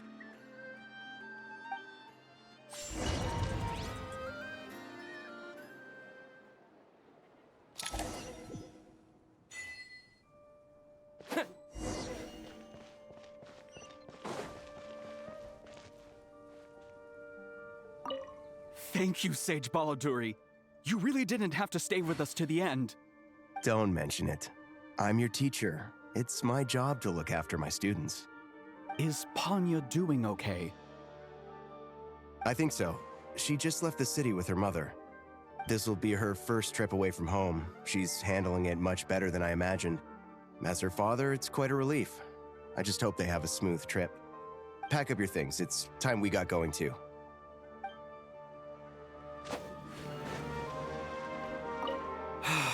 I can't believe I have to move so far away on such short notice.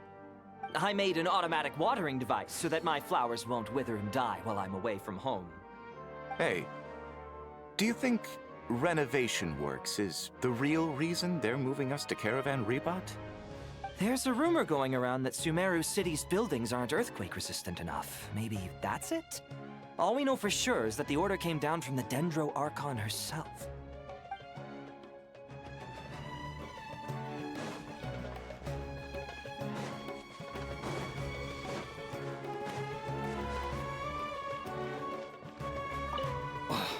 As if work and family aren't enough to deal with already. Now they're telling us to move to Caravan Rebot because of renovations? Huh. I bet it's just some vanity project. I don't trust the Dendro Archon, nor any of the sages. Especially not that new Grand Sage, what's his name, Nephis? If you ask me, he's the worst of the bunch.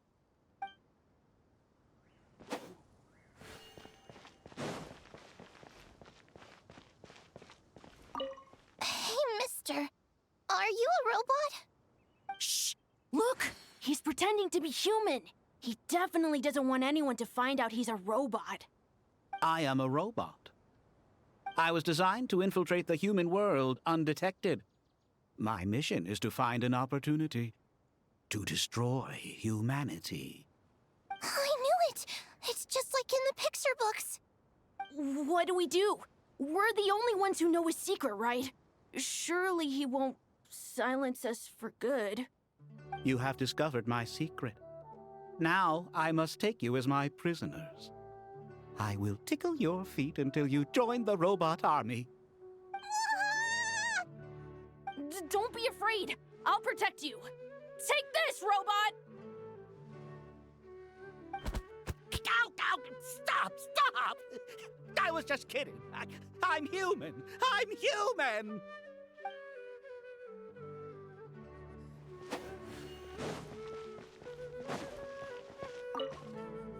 Hey, now's not a good time to visit Sumeru City.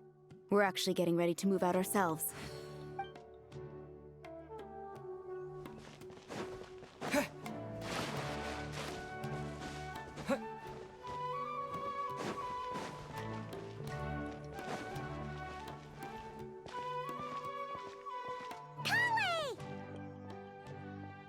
Traveler! Paimon! Thank goodness. I'm so glad you made it. Of course! We won't let anything happen to you, Kale. So, what's going on in Sumeru City? Looks like lots of people are moving or something. Yeah, I was just gonna say. After I wrote my letter, Naster and I went to Sumeru City and told the Dendro Archon everything that I experienced, from start to finish.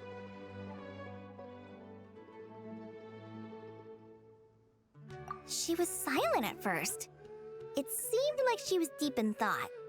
Then the next day, we got told that she was ordering everyone to leave Sumeru City immediately and move to Caravan Rebot. The entire population of the city has to move? Not just Sumeru City. The evacuation also includes Lokapala Jungle, Avidia Forest, Ashavan Realm, and Ardravi Valley. Basically, everyone living in the rainforest must temporarily relocate to Caravan Rebot. Holy smokes! That's crazy! Yes, it's quite an operation. Even if people only bring the bare essentials, the scale is simply enormous. They've requisitioned almost all the Sumpter Beasts in Sumeru for the task, including the entirety of Dori's Sumpter Beast Park.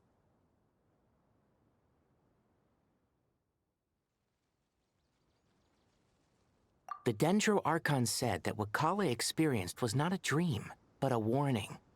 After our meeting, she immediately summoned the 6 sages to analyze the situation and discuss countermeasures.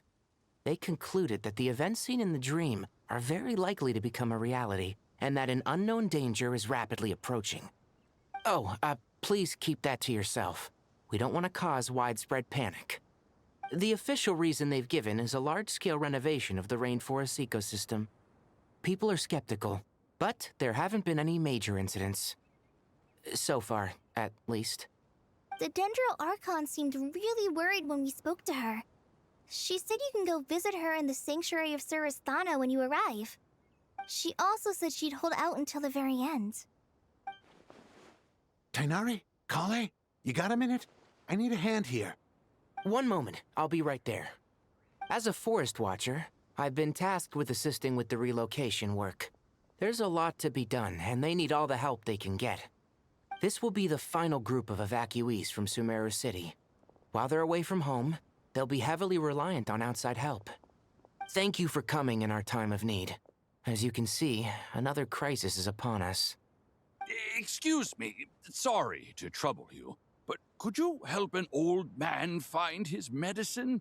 It's buried somewhere in my luggage. Where's my mom?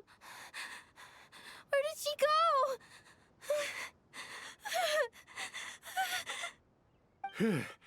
Don't worry, it'll be okay. Those items are worth a small fortune. Make sure you store them somewhere safe. You understand? I bet you thought you'd get away with this in the chaos, huh? Guess again. No petty thief gets past me.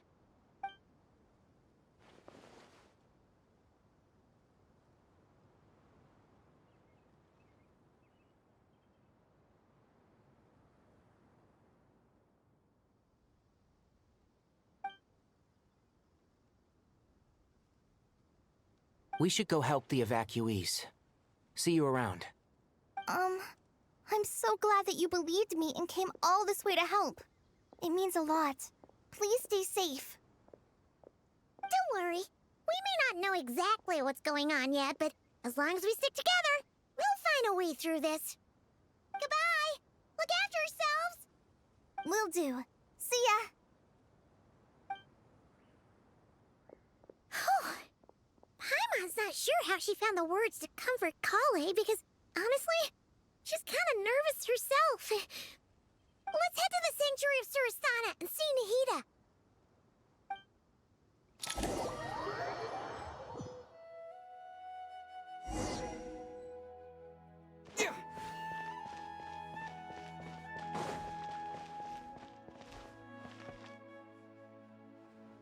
Who goes there? No unauthorized access to this place. By order of Mahamatra Sino. Are you blind? It's the Traveler and Paimon. Surely you've seen them before. Huh? Oh, so it is. I'm sorry, I haven't been sleeping well lately. My nerves are a little frayed. The Dendro Archon is in a very vulnerable state at the moment. Mahamatra Sino is concerned that our enemies might choose this moment to strike, so he's ordered us to strengthen our defenses. Just seeing you two again already puts our minds at ease. Please, enter. I'm sure everyone's expecting you.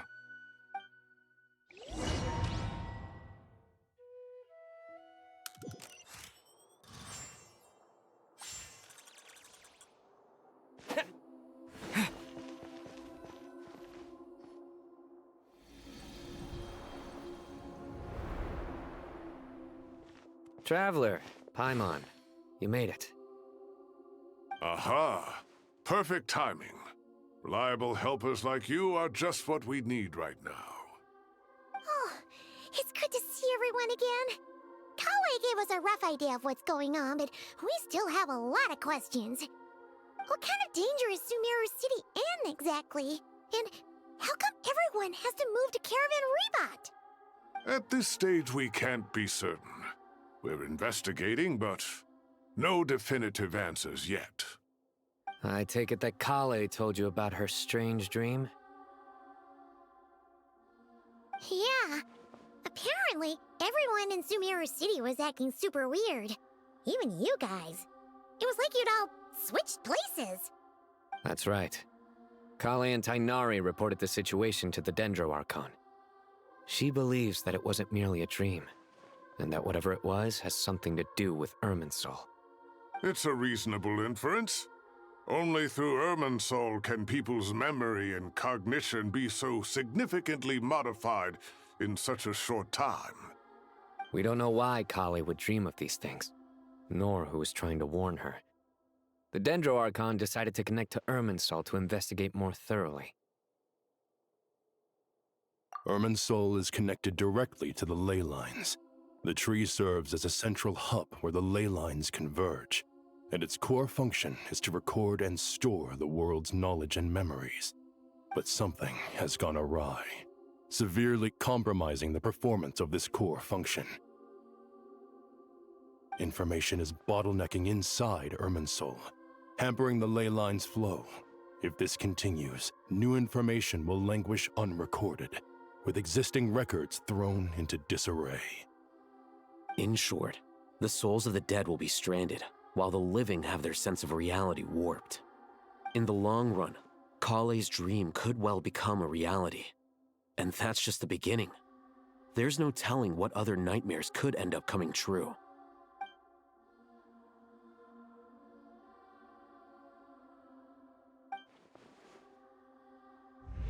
I have come this far, to use my death to open the gates of the ley lines to my people.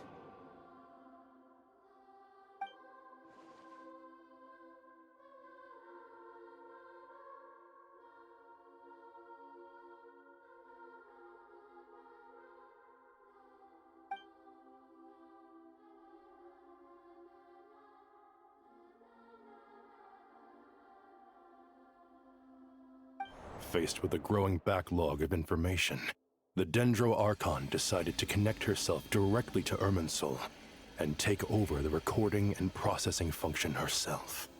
But it is an almost impossible task. Individual brains aren't equipped to deal with the sheer volume of knowledge and memories involved. All that information flooding in at once would instantly fry any human mind. And for God, even for a god, the suffering must be unimaginable. The Dendro Archon's power originates from Irminsul. Any issue with the tree itself takes a toll on her to begin with. On top of that, she's subjecting herself to the grueling task of processing all that data. It must be torture for her. And despite all of this, she is somehow finding the strength to investigate the Irminsul situation from within and send us her findings. I finished analyzing the latest data. Looks like our working theory was wrong. There's no signs of Irminsul having been attacked from the outside. So it's internal then? Some sort of disease, perhaps? No. I've spent half my life studying the ley lines. If Irminsul malfunctioned this easily, the world would have met its end long ago.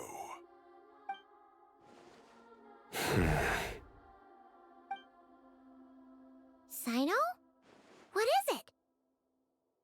Not long ago, I got a tip from the Core of 30 that a large number of unidentified merchant caravans had recently been spotted entering Sumeru through Beta Harbor. At first, I suspected that they might have something to do with all this, so I sent some people to investigate. But if Irminsul wasn't attacked from the outside... Don't you think there are more important things to worry about right now than guessing who's behind all this? It's been over 12 hours with no new intel. If even the Keeper of Irminsul is this badly affected, you can imagine how bad things are in there.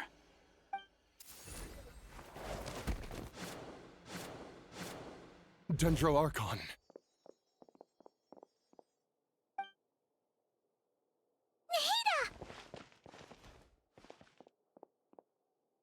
What's wrong?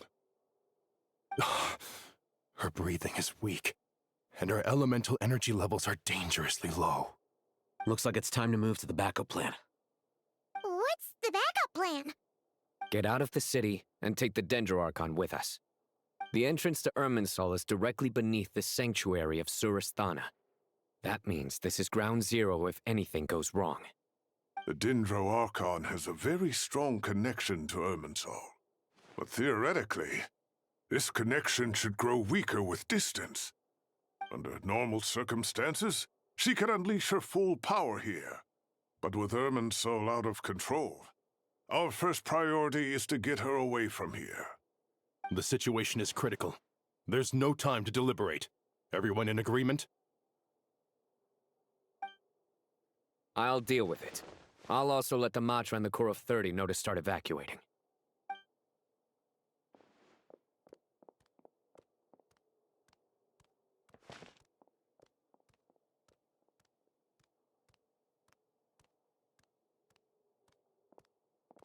Let's go.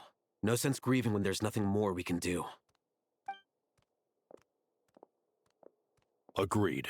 We'll be back as soon as this is over.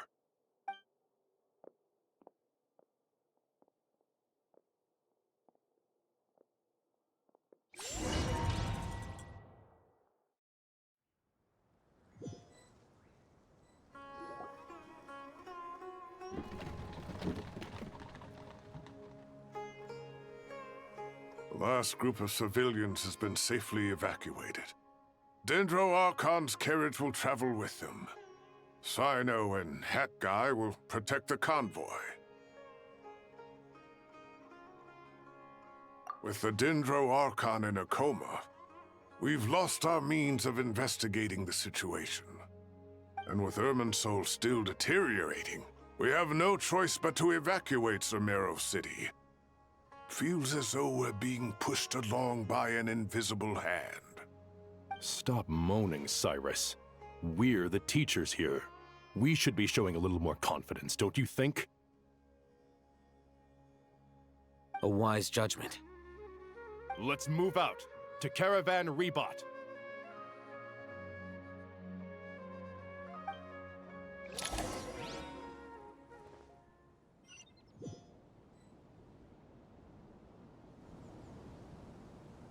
Sir, all units are in position. Good. Everything is going to plan. Interfering with Sumeru City is a necessary step, so do not hesitate. The Irminsul situation will not harm you. We need to speed things up here, too. We don't want to keep our client waiting, do we? No, sir. You have my word. Everything will be completed on schedule. They say that fervent ambition attracts the favor of the gods, and with it, a vision. But we appear to be the exception. So, is our ambition not strong enough? Or does it threaten the very foundations of this world?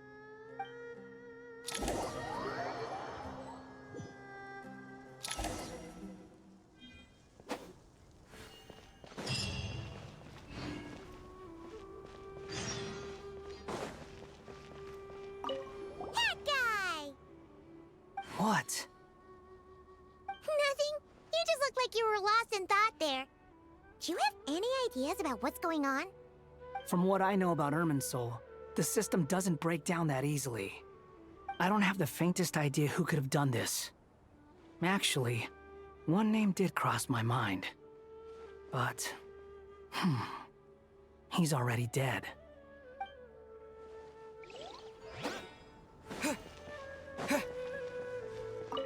So, can I assume that this period of time away won't count as part of the rental period? Maybe we should deduct it from next month's payment. Sure. Great!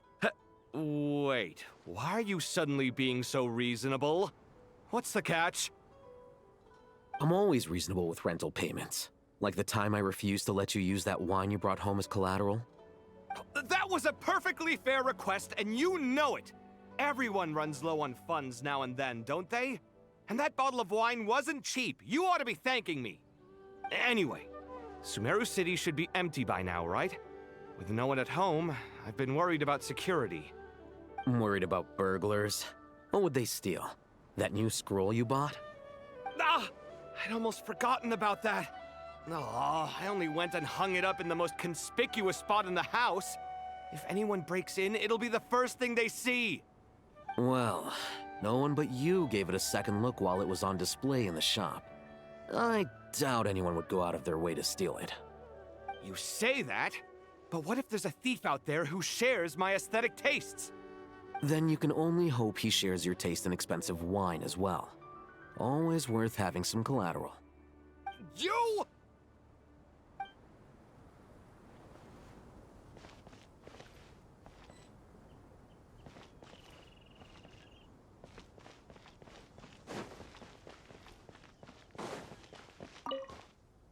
Keep your eyes peeled. It's down to us to maintain order at this time. This is a direct command from the Mahamata. Everyone stay vigilant. We cannot allow bad actors to take advantage of the chaos.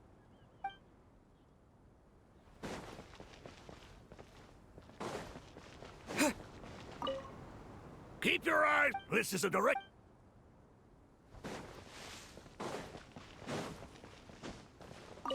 Take this medicine and get some rest. Long journeys are fatiguing at the best of times, and it's taken a toll on your health. Please focus on recovering for the next couple of days. Got it. Thank you.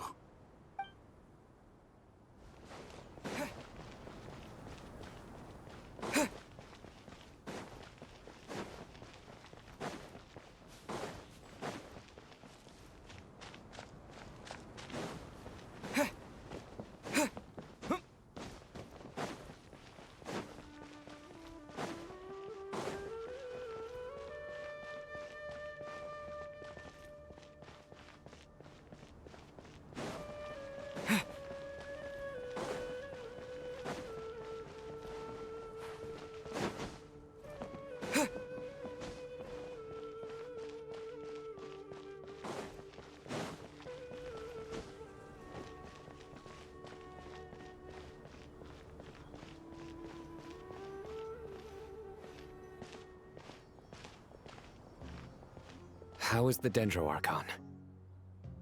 Her breathing is steady. I prepared some therapeutic incense for her, but it hasn't had much effect. Her vitals are still very weak. Based on the information you've provided, I have a working hypothesis. Her condition is partly due to Irminsul's influence, and partly due to a physiological imbalance caused by the rapid depletion of her power. Elemental energy usually flows through the body at a relatively constant rate. The body grows accustomed to this rhythm, so when it's thrown out of balance, physical symptoms will appear. Is this similar to the ley lines? Overloading and withering both directly affect their vitality, potentially causing irreversible damage. Correct. From a biological perspective, if you overexert yourself, you pay the price with your life. The Dendro Archon is not only drained of power, but her life force is at a critically low level. Is there any way to restore her health? I know the ley lines have strong self-healing abilities. As long as any blockages or pollutions are dealt with, they can quickly regain their vitality. But what about people? Well, gods. What's their capacity for self-healing? Before we think about that, there's a bigger predicament to resolve. Restoring the Dendro Archon's power requires us to heal Irminsul first. But that will be extremely difficult without the Dendro Archon's power. Paimon's already getting lost here.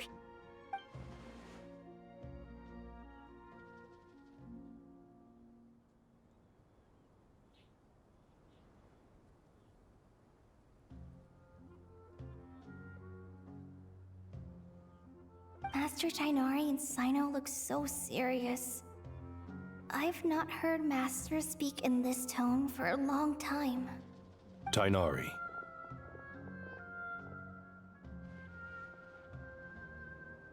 Master Nephis, sages. Tighnari, haven't seen you in ages. Have you gotten taller? Or did your ears get longer? Hopefully the former, Uncle Baladuri. Cyno, where's Professor Cyrus? I thought he'd be with you. He went out into the wild to investigate the situation.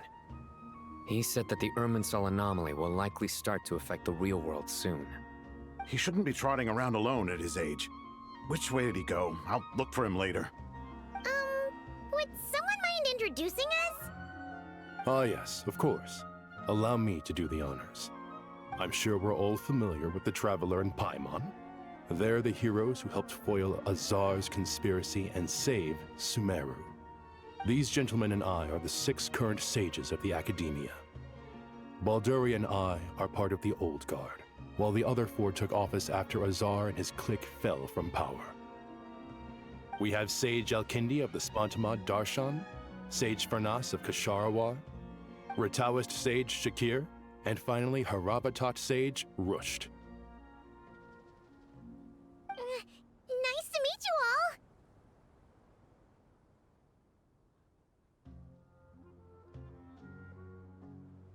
I've heard much about you. Delighted to finally meet you in person. You're younger than I imagined for someone with the power to stand up to fate itself. Thank you for lending your aid to Sumeru once more. Once we're on the other side of this, could we get a photo together? My daughter has a friend named Isak. He's always talking about you two. Of course! No true hero would deny a child their wish. Back to business. So with the Dendro Archon currently in a coma, the people have taken temporary refuge at Caravan Rebot, but they cannot stay here forever. We need to come up with a plan as soon as possible. For Nas, any thoughts? Well, firstly, having reviewed the data, I'm inclined to agree with your assessment. This doesn't look like an attack on Irminsul from the outside. Rather, it resembles a malfunctioning machine. Calculations going haywire and sparks flying. That being said, before we consider how to fix it, we need to understand precisely what has gone wrong. Furthermore, we somehow need to ascertain this without relying on the Dendro Archon's power. We have no direct access to Irminsul. However, we might be able to gather the information we need from the ley lines. Study the branches to learn about the trunk, in other words. Wait, is that what Cyrus is up to? No wonder he ran off to research in the wild. Curse's always one step ahead of me, isn't he? I heard that while in the sanctuary of Surasthana, the Dendro Archon had to serve as the central information hub herself. This is a clear sign the situation within Irminsul might be far worse than we can imagine. Irminsul is vital, not just to the safety of Sumeru, but to all of Teyvat. We must be the ones to bear responsibility for this world. To be on the safe side, I think we need to consider some backup plans. Are you saying we should consider a scenario in which Irminsul is completely destroyed? I'm merely pointing out that the possibility exists. You have a valid point. But until worst comes to worst, I believe we should focus our efforts on resolving the Irminsul anomaly and helping it recover. Kale, I understand that you were the first to foresee this crisis. If it's all right, I'd like to talk with you about it in more detail. Of course! But even I don't know how I came to have that dream. If there are no signs of external damage, could it be a stress fracture? Metals tend to suffer from this issue with long-term use, and Irminsul has existed for centuries, after all. It's possible, but surely a stress fracture would be more likely to cause a complete shutdown rather than chaos. Sages, General Mahamatra, sorry to interrupt, but something has come up. What happened? Some citizens didn't believe that Sumeru City was really in any danger. They slipped away and hid during the relocation, intending to return home. How many people are we talking? About a dozen. Sakura found them while on patrol, but they appeared to be suffering from psychosis. For whatever reason, they were trying to kill each other. By the time we arrived, there were only 2 survivors. One was unconscious from their injuries. The other tried to attack us, but was subdued. Where did this happen? Near Yasna Monument. That's not far from Caravan Rebot. Master. I know. The Irminsul anomaly is beginning to have effects in the world. I didn't expect it to spread to Yasna Monument so soon. It almost feels like we're being chased relentlessly, with no time to catch our breath. Sir Cyrus said the same thing. He sent me back to report in, while he continues investigating. I'll go join him.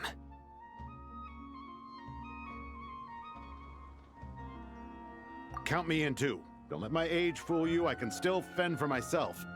Very well. Meanwhile, the rest of us will continue discussing our next steps. Get back soon. Take care of yourselves. It's getting dangerous out there.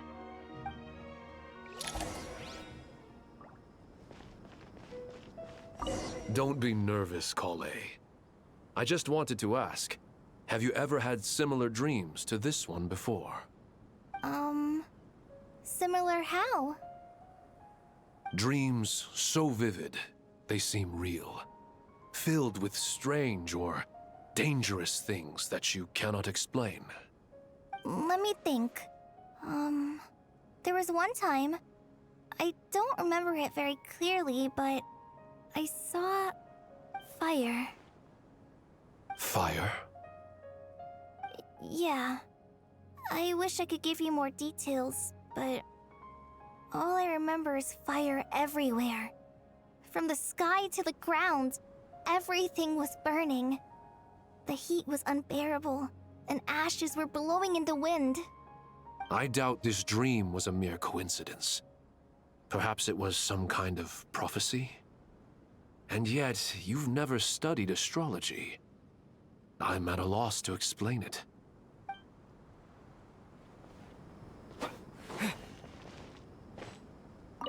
I thought we'd be safer once we got to Caravan Rebot. If the Irminsul anomaly's sphere of influence continues to expand, our only option will be to move into the desert. To Aru Village? We should check if they can accommodate so many people. Essential supplies will also become an issue. We were only able to relocate here so quickly because Caravan Rebot is well stocked. If we move to the desert, we'll need to carefully calculate how much food and water to bring.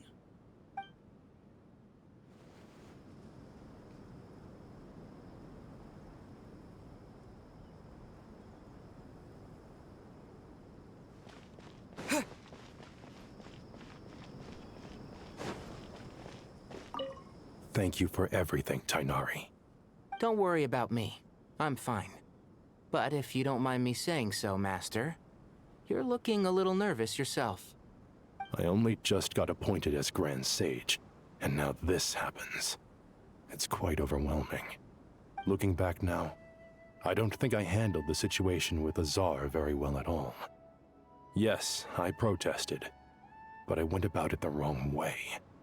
Instead of helping, I just ended up getting locked away. Now that I'm the Grand Sage, I have to be responsible for everyone's lives, including the dozen or so who fled to Yasna Monument. I can't help but blame myself for their deaths. It's only natural that you want to do the best job you can, but Master, we both know perfection is impossible. You're right. We may well be heading into the desert before long. Feeling up to it? We left in such a hurry that I didn't bring any sun lotion, but I'm sure I can make some from local ingredients here. That was a big part of my graduation thesis, after all. Still remember? Of course, like it was yesterday. I remember asking you if you'd like to stay and teach, but you turned me down without a moment's consideration. Anyone else would fight tooth and nail for the chance to research by my side, but you couldn't get out the door fast enough. Weren't you afraid I'd hold up your thesis and stop you from graduating? If you'd pulled a move like that, I would have reported you to the Matra right away. You wouldn't give me a second chance? What about the bond between mentor and student? No, Master. I would not sit by and watch you go astray. Very good. Then I taught you well.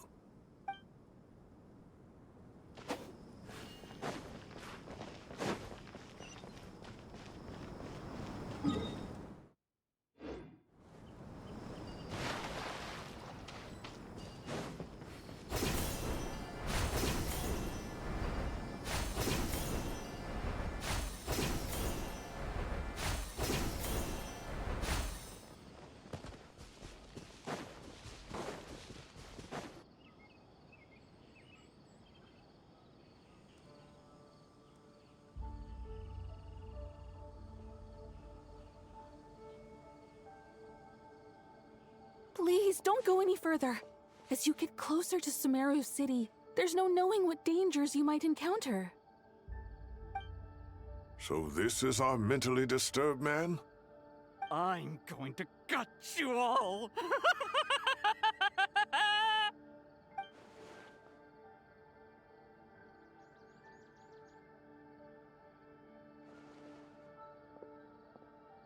Cyrus, you didn't even bring a single guard?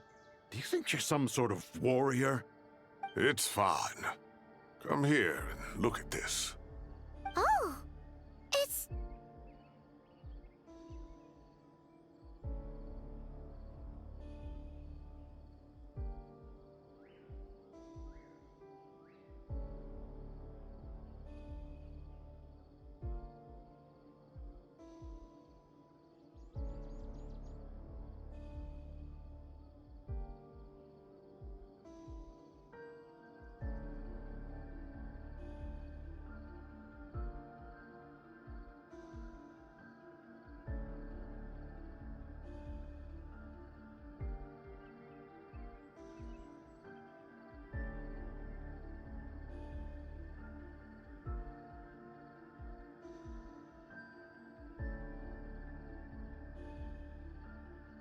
That's right.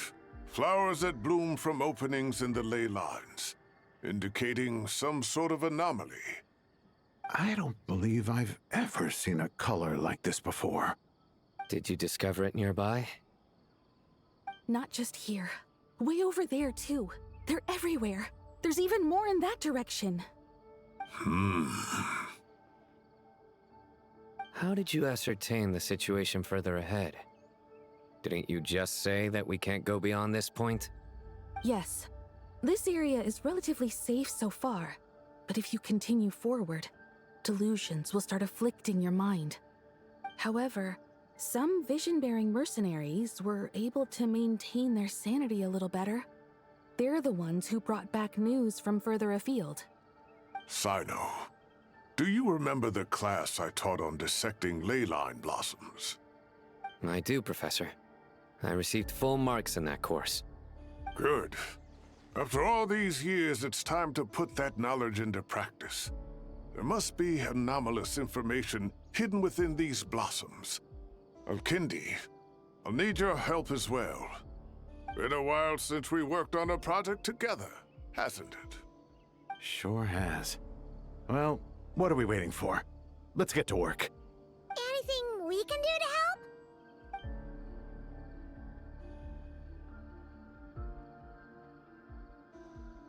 Will you need my help?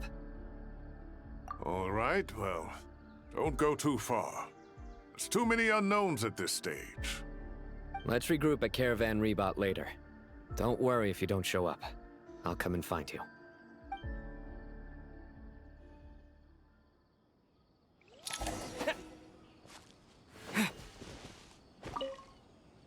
All right, well, don't go too far.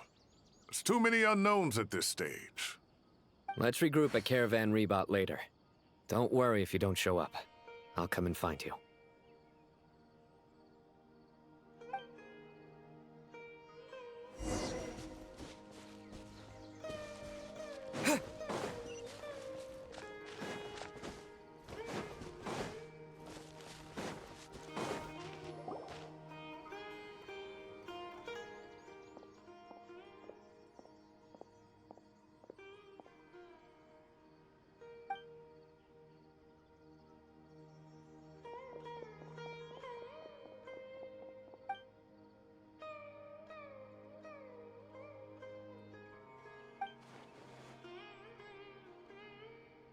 That should be the heart of Oasis. All we need to do is light it with the fire seed, and it'll restore a pep with elemental power. The damage it suffered internally will also slowly begin to heal.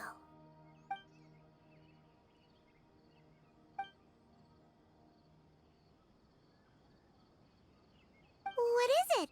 You thought of something? Really? Then let's get back and tell the others!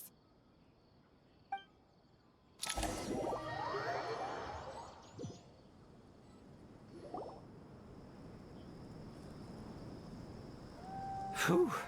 Glad to see you've returned safe and sound. Any longer and we would have gone out looking for you. Well, this is a nice surprise. Paimon sure feels better with everyone we know here.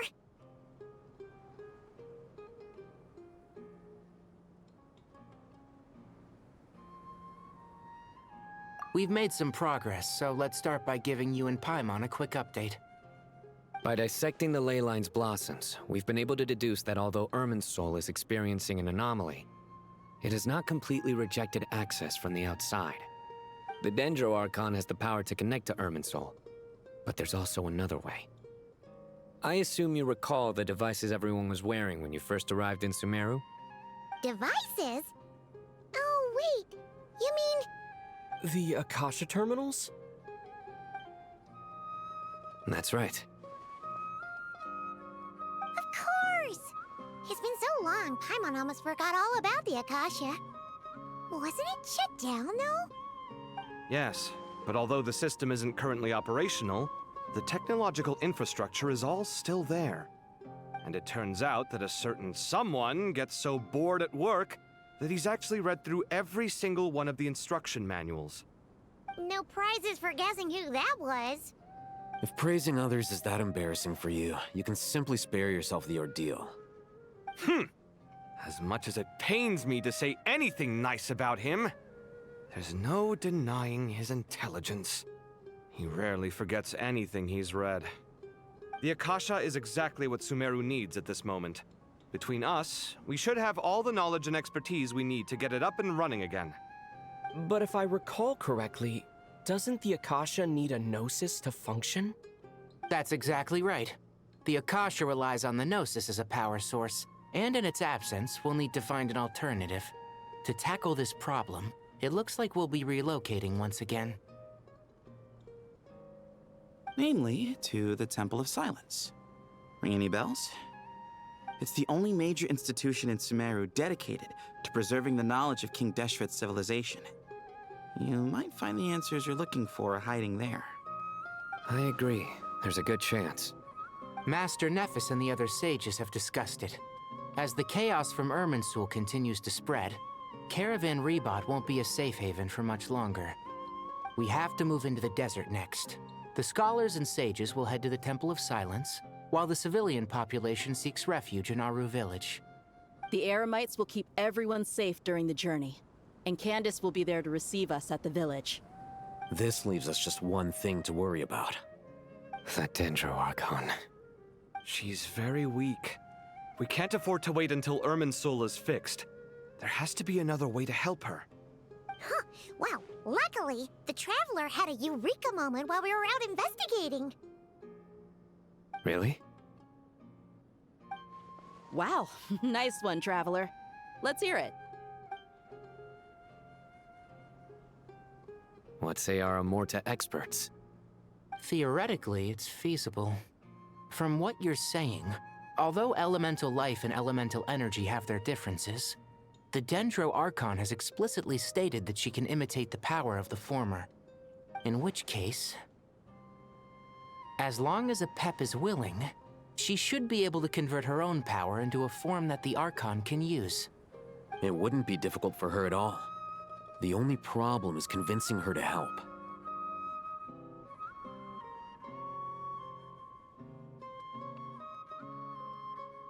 Yeah! Even though she wasn't exactly friendly the last time we met, she didn't refuse to talk with us. When she realizes the danger that Nihida is in, surely she won't turn a blind eye to it. Well, hopefully not. Either way, we're not exactly spoiled for choice here. Hey, it's better than having no options at all. I agree. Without Irminsul's aid, the legendary Dendro Dragon Apep may well be the only living thing in Sumeru who can help our Archon recover her power. There's no time to lose. I'll bring this proposal to Master right away. If he and the other sages agree, we'll split into 3 teams. The academics will go to the Temple of Silence to look for a solution to the Akasha problem. The Eremites will escort the civilians safely to Aru village, and the Traveler and Paimon will take the Dendro Archon to see Apep. There's still a long road ahead, and no knowing if we'll make it. But at least we have a direction now. I'll take it over floundering around in confusion. If there are no objections, then let's proceed. But before we adjourn, I would like to leave you all with some parting words. No matter the distance between us, there will always be an invisible force tying us together. May the bonds forged in the past shine bright like stars and open a new path before our feet. Huh. Is that from King of Invocations? No. This one's from King of Invocations, the sequel. What's the difference? The sequel's much cooler. Couldn't agree more. Well, it was very apropos. Once this is all over, I'll give everyone a copy of King of Invocations and the sequel to show my gratitude. Come on, let's get moving.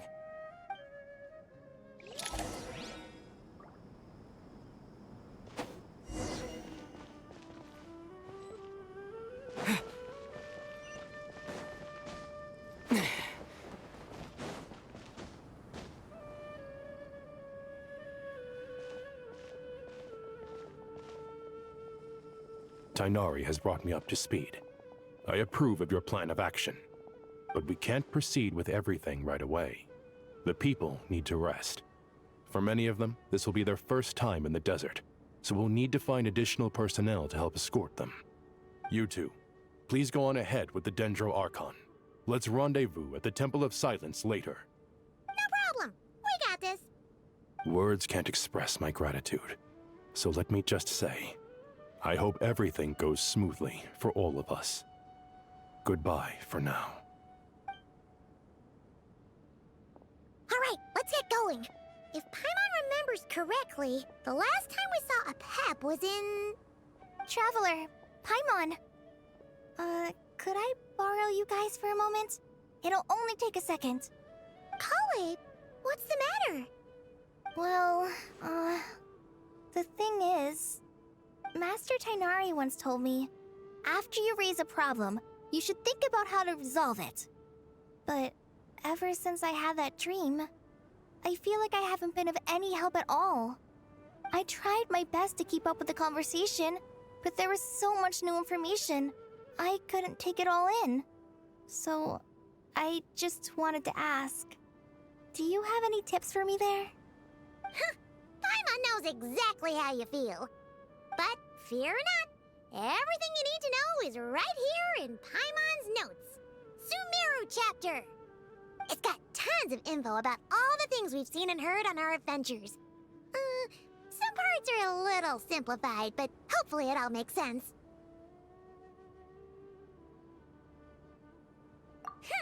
You see? Being the greatest guide in Tibet isn't just a fancy title. It takes a lot of hard work. Paimon doesn't always understand the things you're talking about with other people. Whenever that happens, she notes down the confusing parts and goes over them in her own time. This is perfect. Could I borrow it? Sure. Matter of fact, you can keep it if you want. Paimon has another copy. The spare copy was originally meant for the Traveler. Paimon used to worry that one day he might not need a guide anymore, so she wanted to have a gift for him, in case we ever parted ways. But it doesn't seem so necessary nowadays. We have so many more places to see together. One copy will be enough for both of us. Thank you so much. But still, these are your treasured memories. I think I'll make my own copy and then return the original to you. Anyway, that was all. I won't keep you any longer. Have a safe trip. See you again soon. See ya! Alright, time to bring the Hida to see a Pep. Let's hope that old grouch is in a negotiating mood.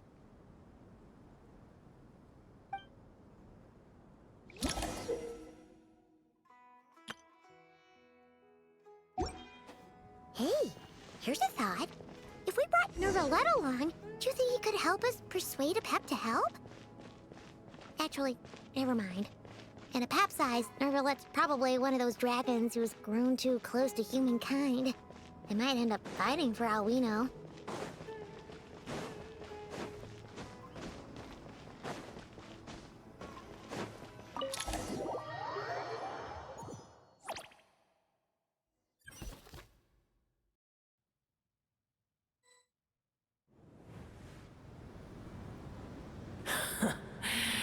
I had a feeling your kind might come calling.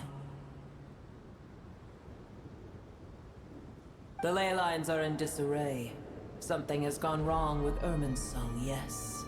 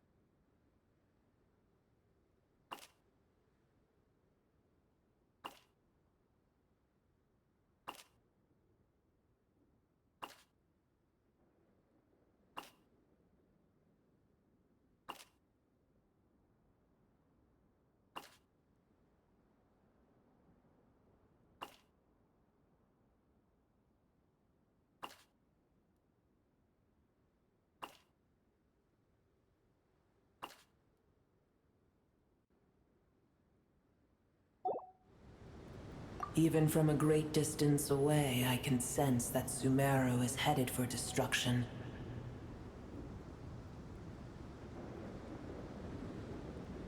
You who took our home from us, prepare to watch as your own world is plunged into oblivion. Oh, how the cycle of history comes to a poetic conclusion. This isn't a joke, Apep! Nahida's in grave danger! Can you please help her? Is she now? Then do explain. For what reason should I lend Boer my assistance? Be not mistaken. The fate of Sumeru is of no concern to me. I am neither the god of this land nor its guardian.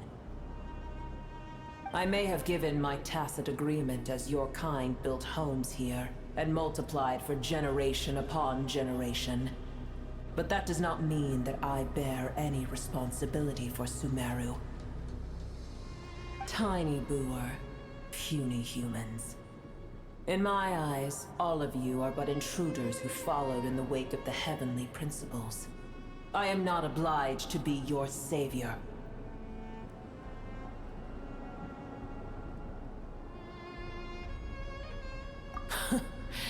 The age of the dragons ended long ago, and the world that replaced it is under the dominion of the heavenly principles.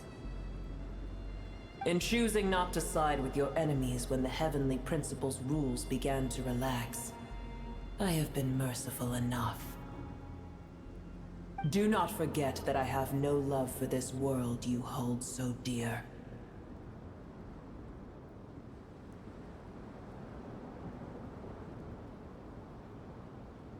Apep, if you truly despise gods and humans so much, well, after the great humiliation of being helped by a god in the past, shouldn't you be jumping at this chance to balance the scales? Now that is a compelling reason. When El Ahmar plotted against me and I was tortured by forbidden knowledge, it was Boer who saved me from agony. And though I regard with shame the pity of my enemies, to receive aid without repaying it would likewise tarnish a dragon's dignity. Oh, tiny Boer, puny humans. Just this once I shall deign to show you the true power of dragonkind. Whoa! It's happening again! We're gonna get sucked in!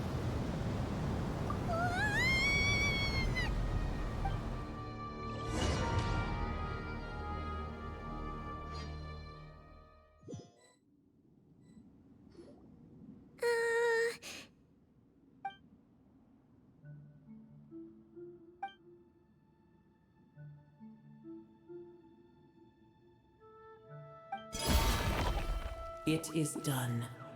The heart of Oasis is supplying her with life force as we speak. It shall not be long before she recovers. But I should warn you. Boer's existence is closely intertwined with Irminsul. Unless the issues plaguing it are resolved, she will never completely recover her former strength. Thank you. Spare me your words of gratitude.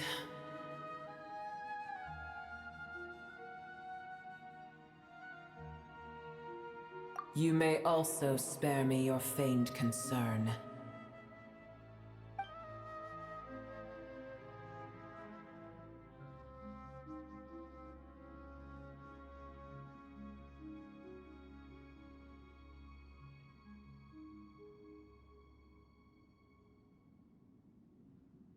A dragon's sovereign's power is far greater than you can imagine. While I was indeed weakened when the heart of Oasis ran dry, providing Tiny Boer with a morsel of my life force shall have little consequence for me. Oh, good to hear.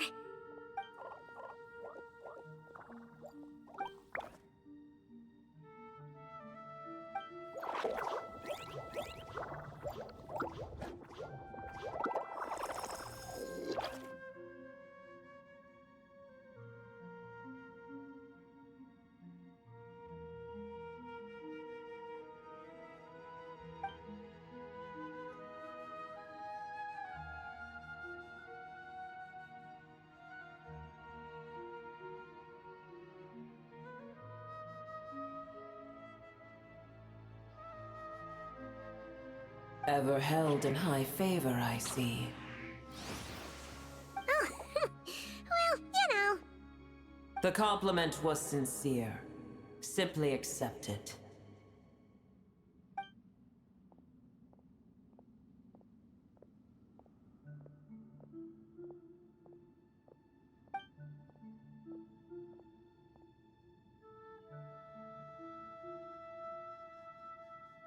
I did once. That tree was not planted by the heavenly principles. Irminsul existed before they ever arrived in Teyvat. What? There was a time when it belonged to Teyvat, to dragonkind. Its appearance and function then differed greatly from today. The ley lines flowed with an abundance of a familiar, primitive form of elemental energy. You may know it as the power of the Light Realm. The heavenly principles usurped and refashioned Irminsul, made it serve humanity, and used it to anchor the fate of the world. Yet in the end, humanity has failed to protect it. Heavenly principles, God of gods. It makes me sick. The enmity between your kind and mine can never be bridged. As things stand today, holding a grudge against you would serve no purpose. But there will come a day when we reclaim this world for ourselves. The opportunity will arise no matter how long we must wait. I can already sense that far away from here, the Hydro Dragon has wrested his authority from the hands of the usurpers. Though we have yet to meet, I know that we are both preparing for our revenge day and night. Uh-huh.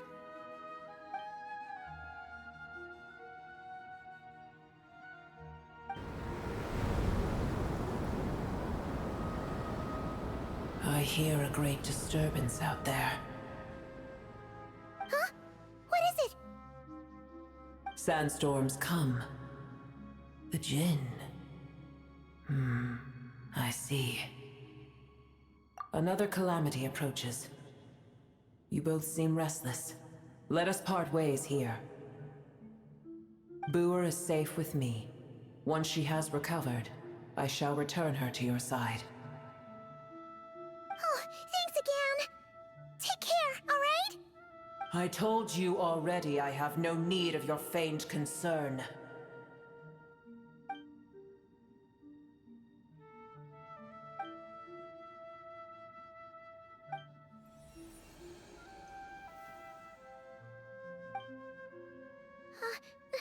Mahita? You're awake! Are you okay? Cease your interrogation. Yes, she awoke for a brief moment, but she has now lost consciousness again. Take it. We shall talk more at another time.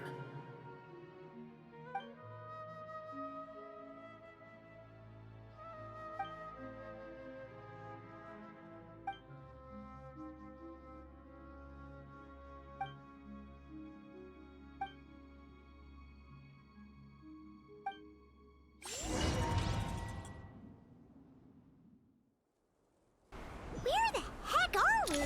Did you just dump us in the middle of nowhere? Wait. No. Paimon remembers now. The Temple of Silence is over that way. Come on, let's go find the others.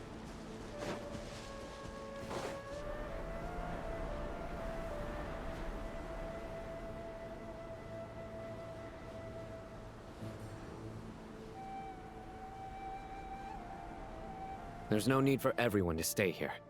I'll protect the sages. The rest of you, return to Aru village. Yes, Mahamatra Sino.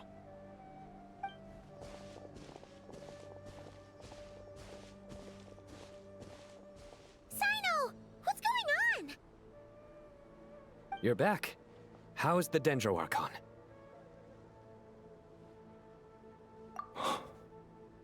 What a relief.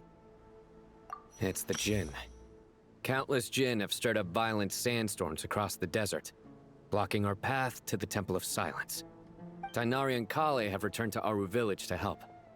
The Jinn are being highly aggressive, so both the village and the merchant caravans require protection. It's just one thing after another. Where did all of them come from anyway? In all my trips to the desert, I've never seen anything like this before. As I see it, the only possible candidate is Gurabad. Gurabad? Baladuri could explain in more detail if he were here. All I know is a rumor I've heard about from previous trips to the desert. Supposedly, a great number of dormant Jinn lie sealed beneath that city.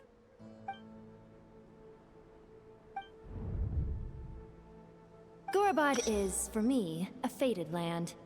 I must therefore return back to this city, where my destiny awaits me still.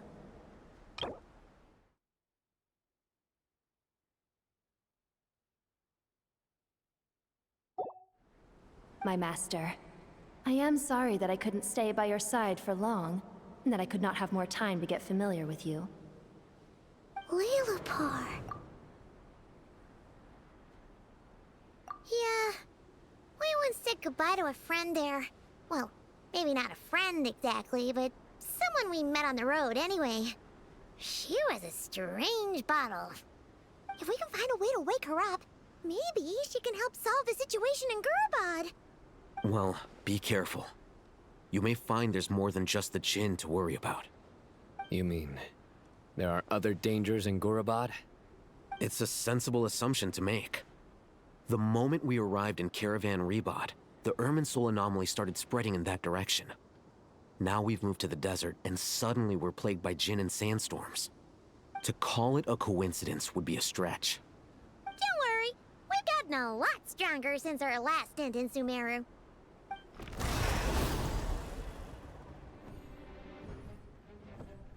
Ah! When did they show up? It appears the monsters native to the desert have been stirred by the Jinn's activity.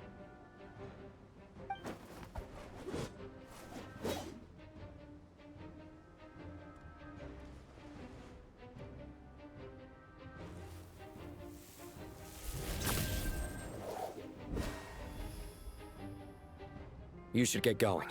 We'll take care of things here.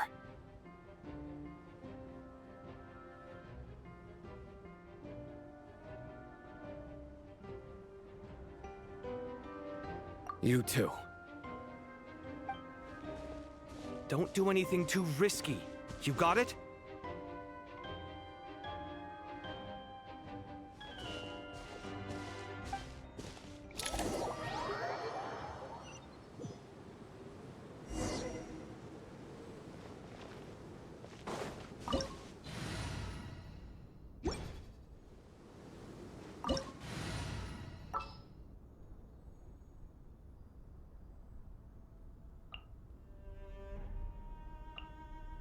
There are still so many...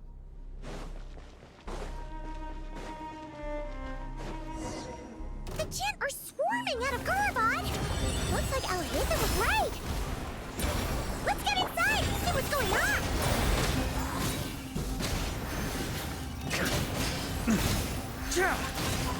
Thunder!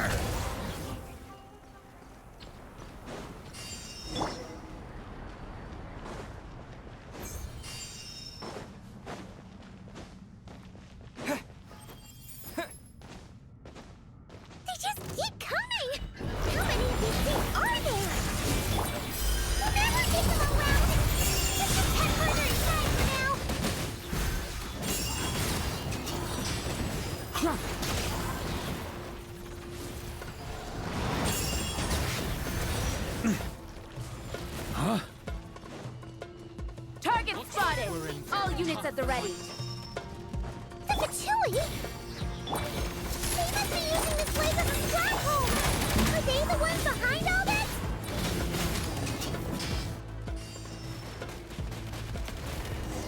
Up the ante! Fighting Jinn with one hand and Patui with the other? This is pure chaos!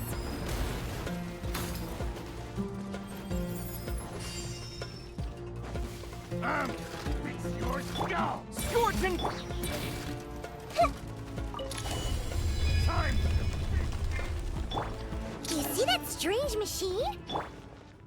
Paimon has a sneaking suspicion that that's the thing wrecking Gurabad and setting all those dangerous kin free! The target has reached the core zone. Requesting backup. Repeat, requesting backup. Backup en route. Stop him at all costs.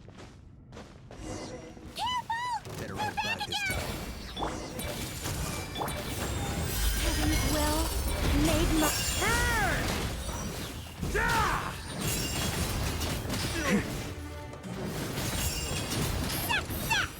Nice one, Traveler! Let's keep going!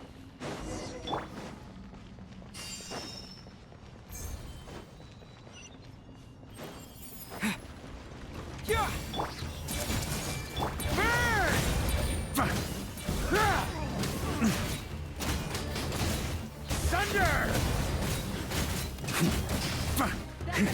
Thunder! I think not. I live within you.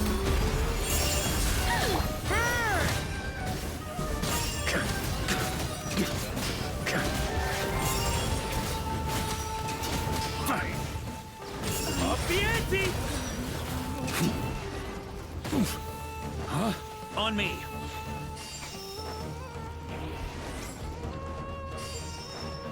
Yeah. Yeah.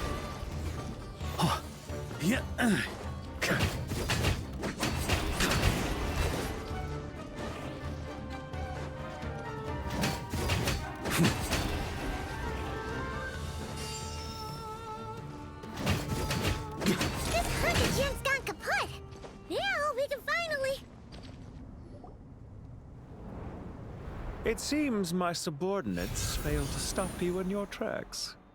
Apologies, sir. There is no need to apologize. You did well to hold your ground against such a powerful adversary for as long as you did. I must commend your courage and perseverance.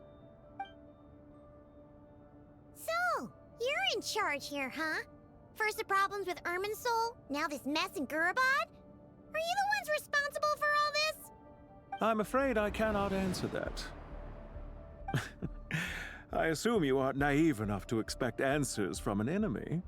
Oh, this guy is so snooty! However you want to spin it, you're clearly involved in this somehow.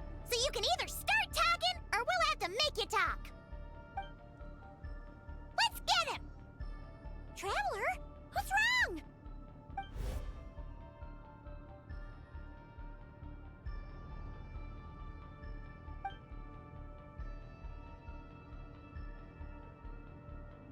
You're remarkably calm. Some would act more rashly upon finding the ringleader all alone. But you keep your cool. Even as your enemy, I must applaud you. Did you show yourself just to say that? Is this you trying to take back control of the conversation? Unfortunately, I really don't have anything to say to you. I am here merely to indulge my own curiosity. Your names are well known among the Fatui. Naturally, I wanted to observe you up close while I had the chance. Hey! Don't treat us like we're some kind of exotic animals in a zoo! Oh, I wouldn't dream of it. You seem rather predisposed to misunderstand me. I'm quite aware that you are both heroes of great renown. You have resolved crises in many nations and won countless allies along the way. I've been following your adventures with great admiration. My only regret is that the trajectory of your journey conflicts with our goals. What do you mean, admiration? Sorry, but that sounds pretty weird coming from you. I don't see why. We may happen to occupy opposing sides, but there is no cause for deep-seated enmity between us. To respect one's enemy is to respect oneself. Well, now that you're observing us up close, what do you see? I've observed as keenly as I can. Yet, while I endeavor to understand, your true strength remains a mystery to me. Violence is not my area of expertise either, so, you see, I would much rather converse with you like this than determine a victor with the edge of a blade. Besides, I've heard that even 3 moons in the sky fail to eclipse your brilliance. I know better than to bite off more than I can chew. 3 moons? So you have a connection with the Harbinger, the Doctor. Well deduced. Our commander, Dottore, died in Nodcry, but there are things that do not end with his departure. We must... Look at me. I almost divulged more than I should have. What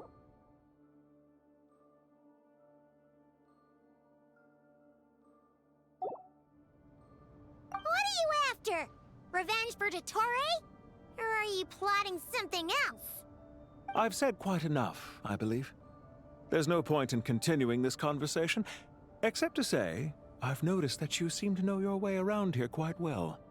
A repeated visitor to Gurabad, are we? Ugh. I'll take that as a yes. Then I'm sure you'll have heard the story of this place. The mother of the Jinn, Lilupar, and the tragic tale of her vengeance that spanned 3 generations.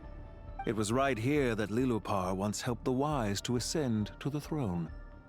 But from that moment on, every king who sat upon it was corrupted by power. These degenerate rulers lost control over their nation, and with it, the right to occupy that exalted seat. What are you trying to say? I once admired you for your adventures. That is the earnest truth. But it appears to me that your journey serves ultimately to uphold the rules of this world. Are these rules truly just? Does the heavenly principles rule with wisdom or folly? And how can we be sure that the 7 who wield authority over the world will not be corrupted? Do you seriously think you're gonna convince us of anything? Convince you? I'm sure my commander already tried that. Why would I waste my breath doing the same? If a few words from a stranger were enough to make someone completely change their stance, it would only prove that they never had a firm will to begin with. I am merely stating my position, so that we might understand each other better. One's enemy in the present may not necessarily be an enemy for life. As for what game I'm playing here, I'm simply buying some time. But now I must bid you farewell. It was a wise decision not to attack me immediately. Since you did not fall for my ambush, I will now have to ask those in hiding to reveal themselves. Leave this to us, sir. Very well. I trust you to do what is necessary. Stall him while I execute the next step of the plan. Sumeru City, Irminsul. Hey! Stop right there! Don't you dare leave without explaining yourself! All units, stop them! Protect the commander! Did you hear that? He mentioned Sumeru City and Irminsul! He definitely knows something! We can't let him get away! Get rid of these pesky soldiers, quick! Rear guard to the front! Don't let them through! Get that thing in position! Hold on! Just a little longer!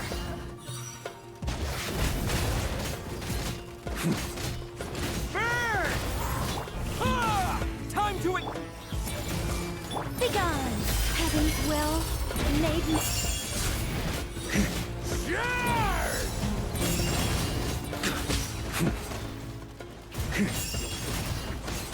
A worthy... We finally beat them!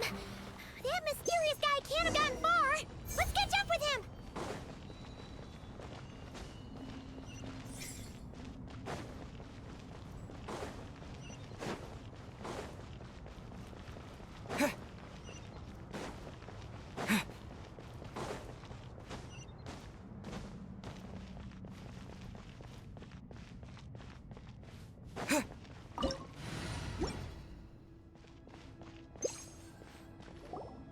Found him!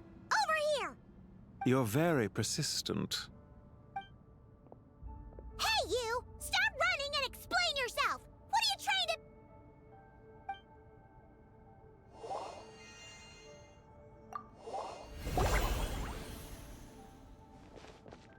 What's this? Relax. A small trap like this won't be enough to hold you. The sandstorms from Gurabad will die down soon enough, but this small window of time was all we needed to launch the next phase of our plan.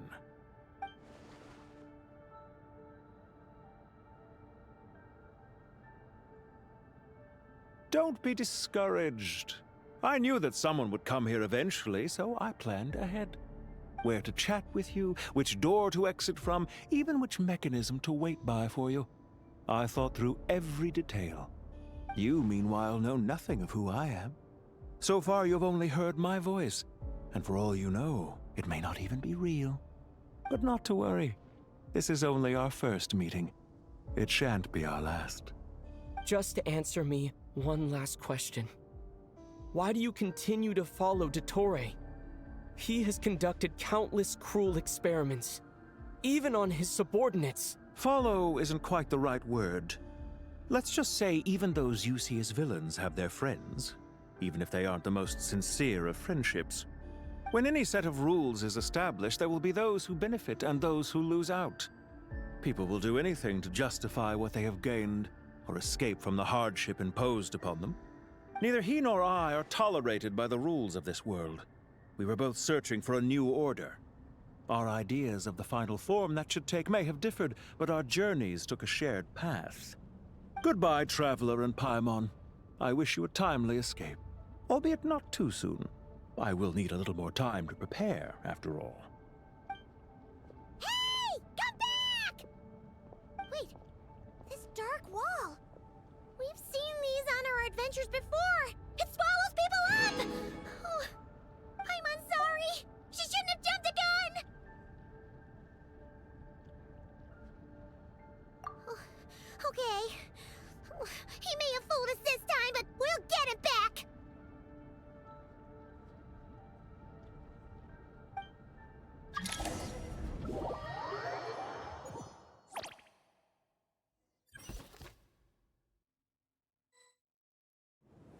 Sino and his team are guarding the north.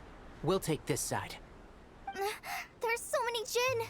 We can't let them get into Aru Village. Don't fret. I am well prepared for this situation. Huh. So you have a solution? Perhaps you're unaware that I have a trusty genie partner of my own, Plumpy. If I send her to negotiate with the others, this whole thing will be resolved before you can say Mora. Off you go, Plumpy!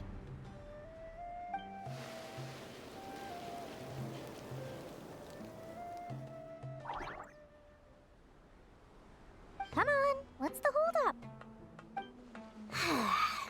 5,000 Mora. 20,000 Mora.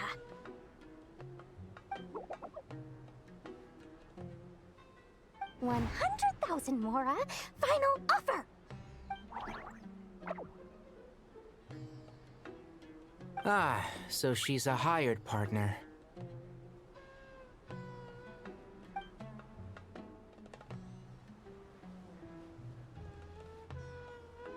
Hired partners are reliable too.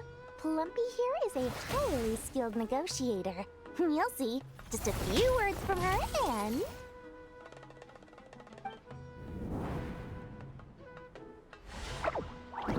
Plumpy! Don't you Jin have any respect for the rules? This was supposed to be a negotiation! How dare you treat my messenger like this? You wanna play rough? You can play at that game!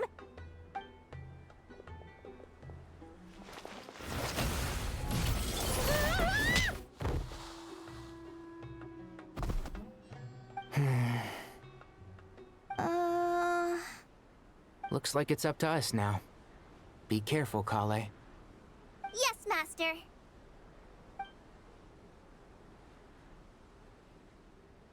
What happened? How did I pass out? Never mind. Plumpy, it's time for revenge. You know, this reminds me of when you first arrived in Avidia Forest. You were trying to help a child retrieve a lost toy when you stumbled upon Spino Crocodile territory by mistake. Yeah, I remember. Our first time fighting side by side. Fighting side by side? I seem to recall swooping in to rescue you with a team of forest rangers. Please stop.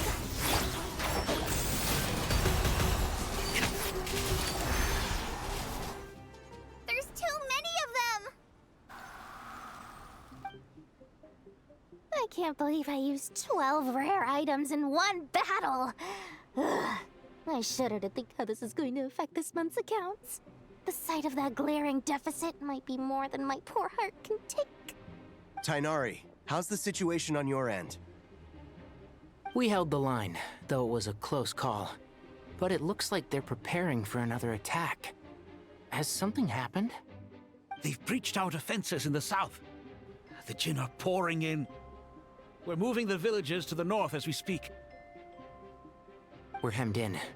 This is getting precarious. Our margin for error just got a lot smaller. That's why we wanted to confirm your status. We need to consider our next move carefully. Bad news! Another line of defense has been breached. Kale, go with them and assess the situation. Dory and I will hold the line here. But Master! Even with 3 of us, we barely managed to. This is not a discussion, Kale. Don't worry about us. She clearly still has plenty of tricks left up her sleeve. Wait, you can't pin all your hopes on me? Oh, great. I've almost run out of the things I brought with me, and the rest is back at the caravan.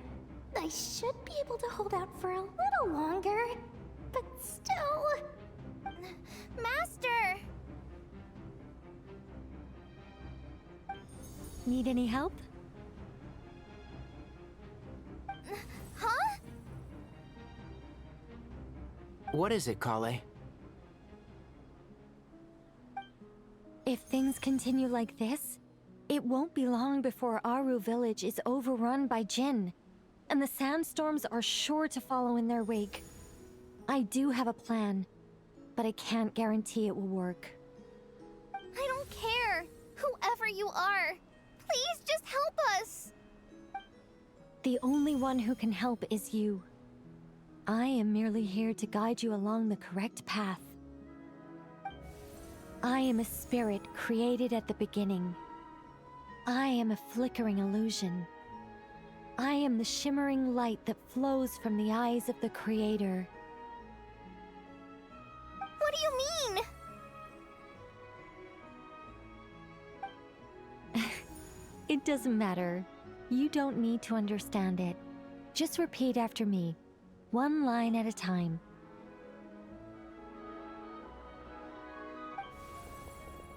Watch out! Jinn incoming! I am a spirit created at the beginning. Here goes nothing. I am a spirit created at the beginning.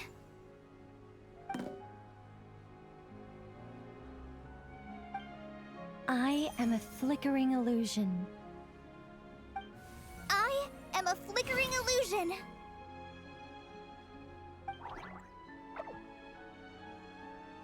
What's wrong, Plumpy?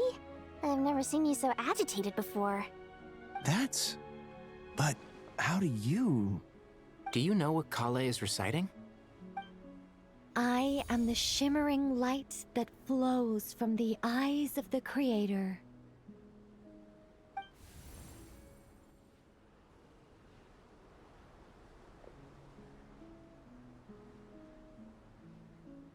I am the shimmering light that flows from the eyes of the Creator!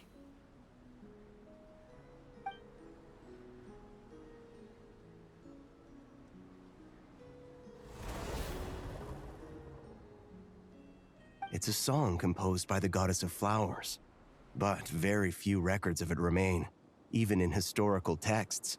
All we have is a few fragments. Is Kale an avid historian? Not to my knowledge. The Jinn have actually quieted down. Although... No, it's more than that. It looks like they're showing... submission. Clearly the songs left by the goddess of flowers have a soothing effect on them. At the very least, they're much calmer now. Really? Let me try. I am a spirit created at the beginning.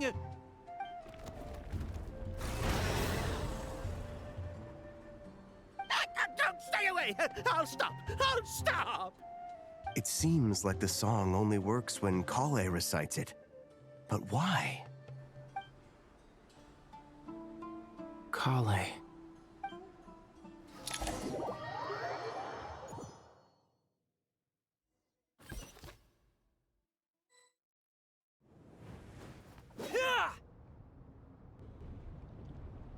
Any luck?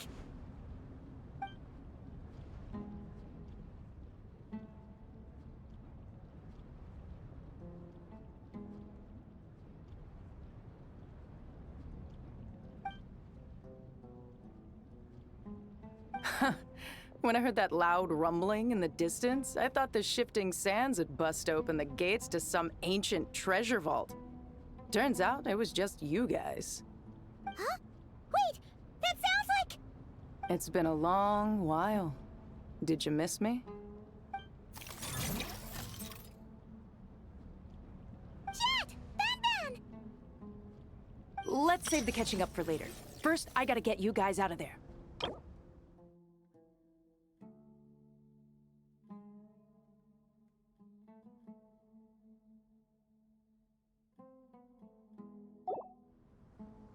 This should be the right mechanism. Ben, can you handle it?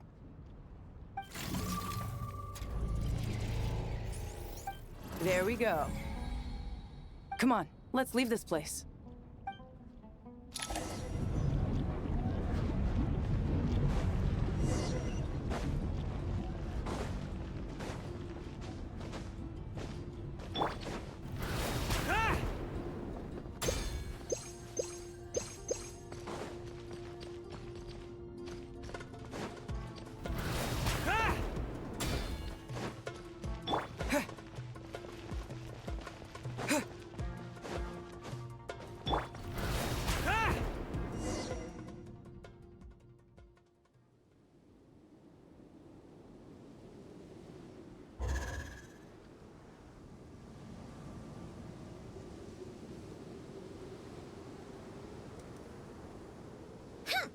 Those Fatui sure made themselves scarce.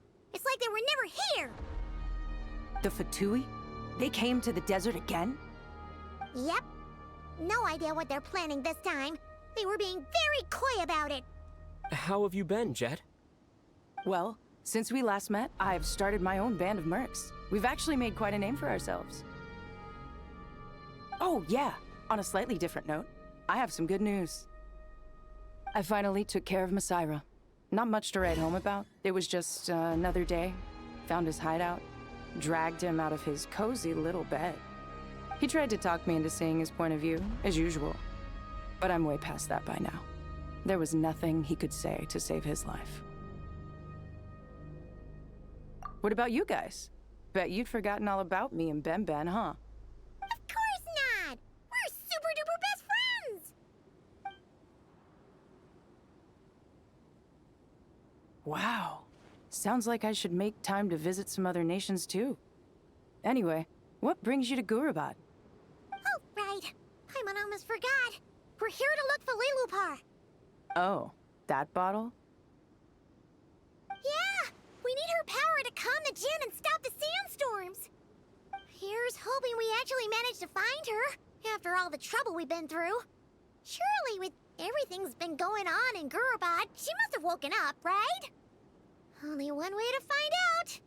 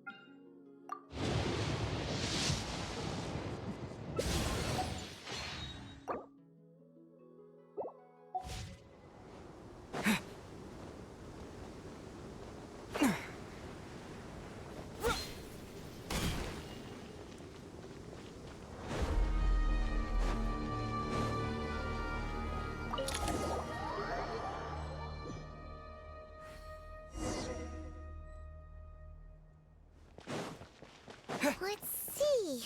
She should be around here somewhere. Aha! Found her!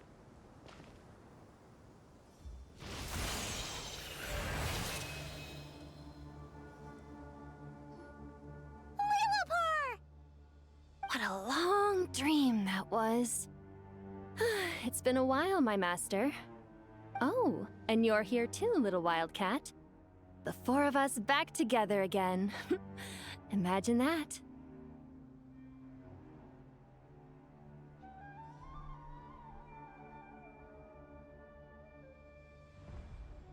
In truth, it was at first. I was none too pleased when those miscreants barged in. But it did give me the chance to reunite with you, dear master, so I shall overlook their folly. After we last parted ways, I merged with the land beneath Gurabad to suppress the dark calamity stirring in the depths. It rekindled the flame of vengeance within the Jinn, depriving Gurabad of any hope of peace. I fought against it for a long, long time, until one day, I sensed a change in a foreign land to the west. Suddenly, the pitch-black abyss fell silent.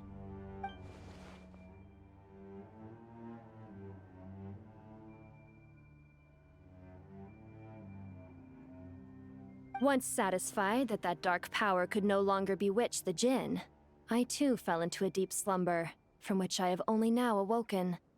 Why have you returned to Gurabad, my master?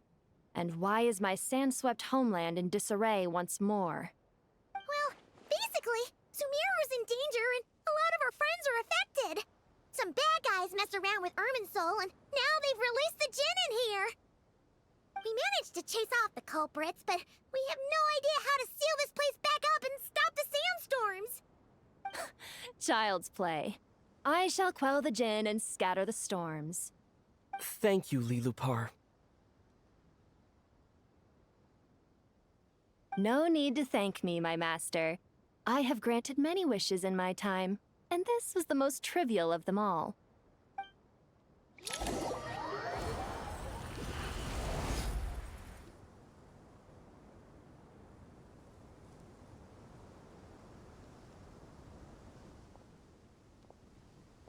The sandstorm's gone. The sun shines bright again. When I said that we'd meet again under a lovelier sun, this was exactly how I imagined it. Yay! Although, honestly, Paimon would love to hang out with you more, even if the weather sucked. Well, there shouldn't be any more Jinn breaking out, right? Are we okay to head back? Sounds good. You can introduce us to your other friends. Another adventure begins. Lovely.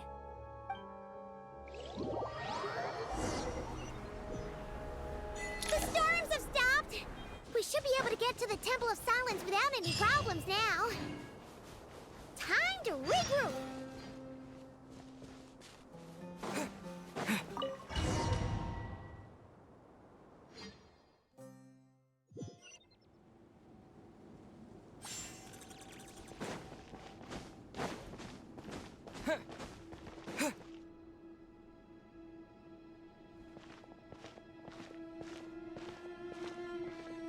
So, this is the Temple of Silence.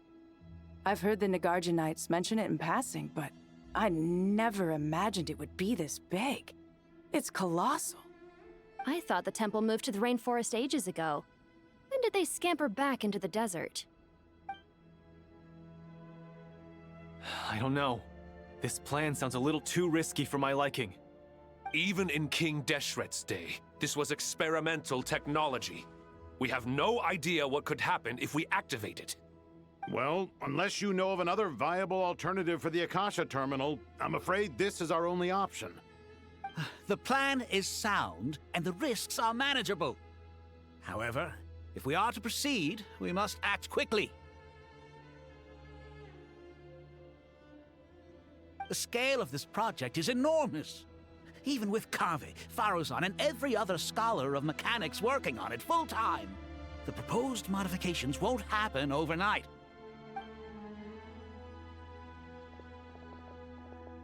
You're back. Everything all right? And who are they? Friends of yours? Pretty much everyone in the Temple of Silence is. This guy's Kaveh, and the one next to him is Alhaitham. Hello, I'm Jet, and this is Lilupar. Oh, a famous name from the history books. Pleased to meet you. A friend of a friend is a friend of mine, as they say. Who's they? Huh? Do people not say that? Not in the desert. Friends you can trust, but friends of friends? Gotta keep an eye on them. Still, I do trust the Traveler's judgment. I'm sure you're good people. The sandstorms have calmed down. I take it the Gurabad problem is resolved? What did you find?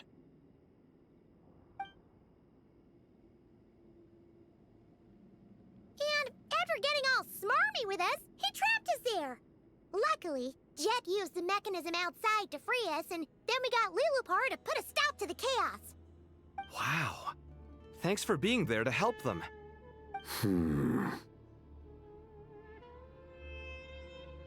So, this mystery man openly admitted that he was merely a Harbinger's subordinate. Yeah? Is there something weird about that?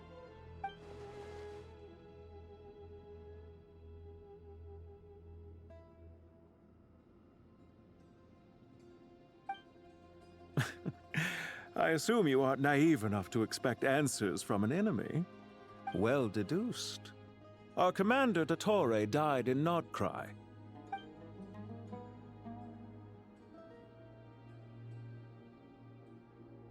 Are you wondering about his true identity? Or do you think there's a big conspiracy behind all this? I wouldn't go as far as to call it a conspiracy. Just the simple fact that having someone to shift the blame on tends to prove useful should trouble come knocking later. The most important thing for now is to solve the immediate problem. Perhaps that man knew you wouldn't have the resources to investigate his background and so didn't put much effort into disguising himself.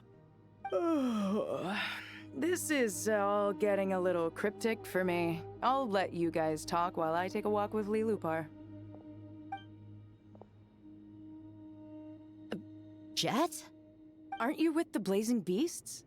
What a coincidence. Didn't expect to run into you here. We're mercs. You can run into us anywhere. Who's this with you? So, did you find the solution you were looking for in the Temple of Silence? You bet we did. This place is incredible. It has everything.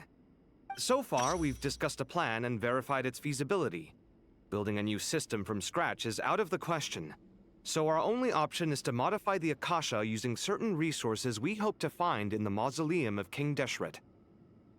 According to certain sources in the Temple of Silence, there is a core device in King Deshret's mausoleum known as Aru. Little is known about this device in academic circles, which suggests it was hidden quite effectively. If the...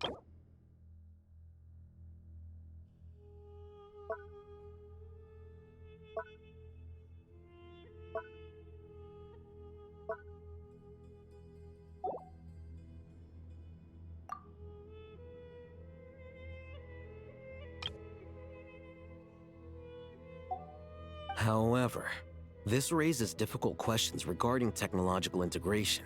The sages are still debating it.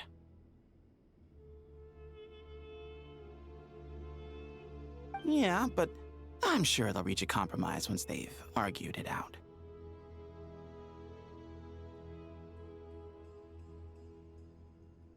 The people of the rainforest are always cautious when it comes to desert technology. But times of crisis like this leave us with little choice.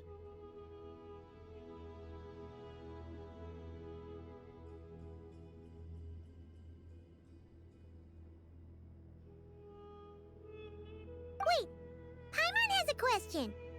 Is this the same Aru we've heard of before? It's sealed off, right? Some sort of prison where the Goat King, Ibis King, and Crocodile King are locked up. Well remembered. Yes, that's exactly right. According to our records, Aru was the most brilliant creation King Deshret ever conceived of. Built by divine and mortal artisans working together. It was a miraculous accomplishment, and it lies hidden deep within the king's mausoleum to this day. That being said, what Aru actually does and why it was built, those are deep secrets we are not privy to. Until recently, I wouldn't have been optimistic that the place even exists. The only reason I'm inclined to believe it now is because we heard it from the Ibis King Thoth himself at his temple. The tale of how the 3 retainers of Al-Akhmar were imprisoned in Aru. Paimon totally gets that. When Paimon first heard about it, she thought it sounded pretty unbelievable too. Do you guys still remember that? The Ibis King told us they were trapped in Aru and that they had to answer 3 questions to get out. I think I remember. What causes our rise and fall? What obliterates love and hate? And what determines truth and falsehood? Those were the 3 questions, right? Yeah. If only Nefer were here. She's dealt with the Ibis King before, so she might know more. Oh, Nefer's a friend we met in Notcry. Notcry? Funny. She showed up here earlier. Huh? Yeah. Had another lady with her, too. Both said they knew you. They contacted the sages, claiming they might be able to offer some assistance. Really? They came here to help out? Yes, really. It was just before you got back. One of them said she's made Nodcry her home. If she's the person you were talking about, then... Looks like betting on Aru was the right choice. See? They're right over there. Nicole! Nefer! Why, hello! We're here to help.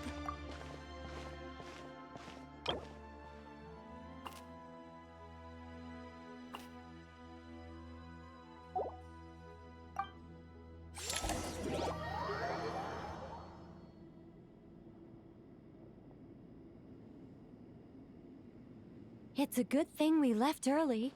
We almost got locked out. Locked out? What do you mean? Oh, you haven't heard? An invisible barrier has appeared around Sumeru's borders, cutting off all travel in and out. No one can leave and no one can enter. Sumeru has become a lonely island. Are the Fatui behind this too? Actually, no. This has nothing to do with them.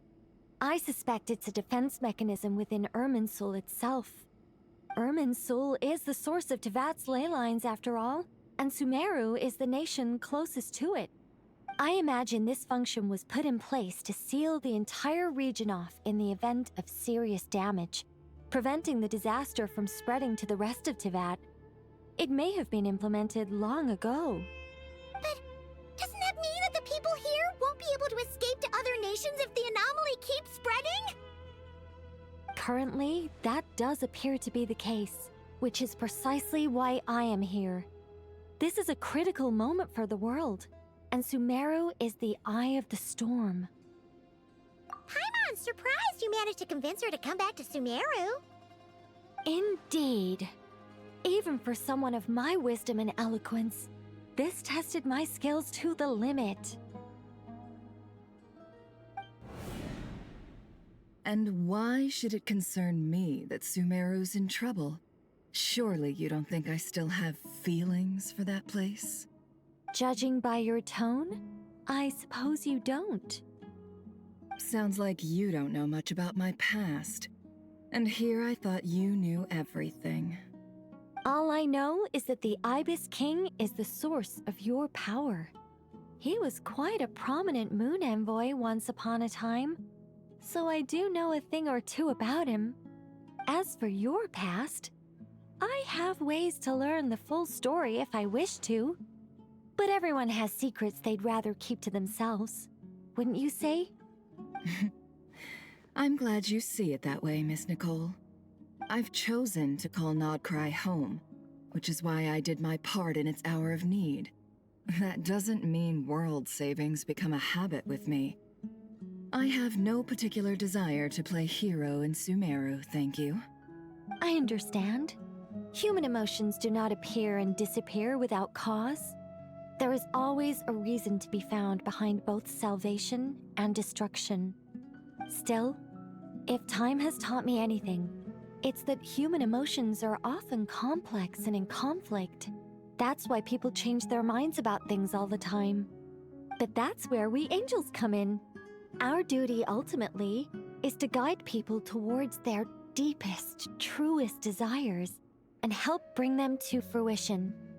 So I wish to hear about your past, because I do not believe you are motivated by hatred alone. And if we still arrive at different conclusions in the end, that's okay.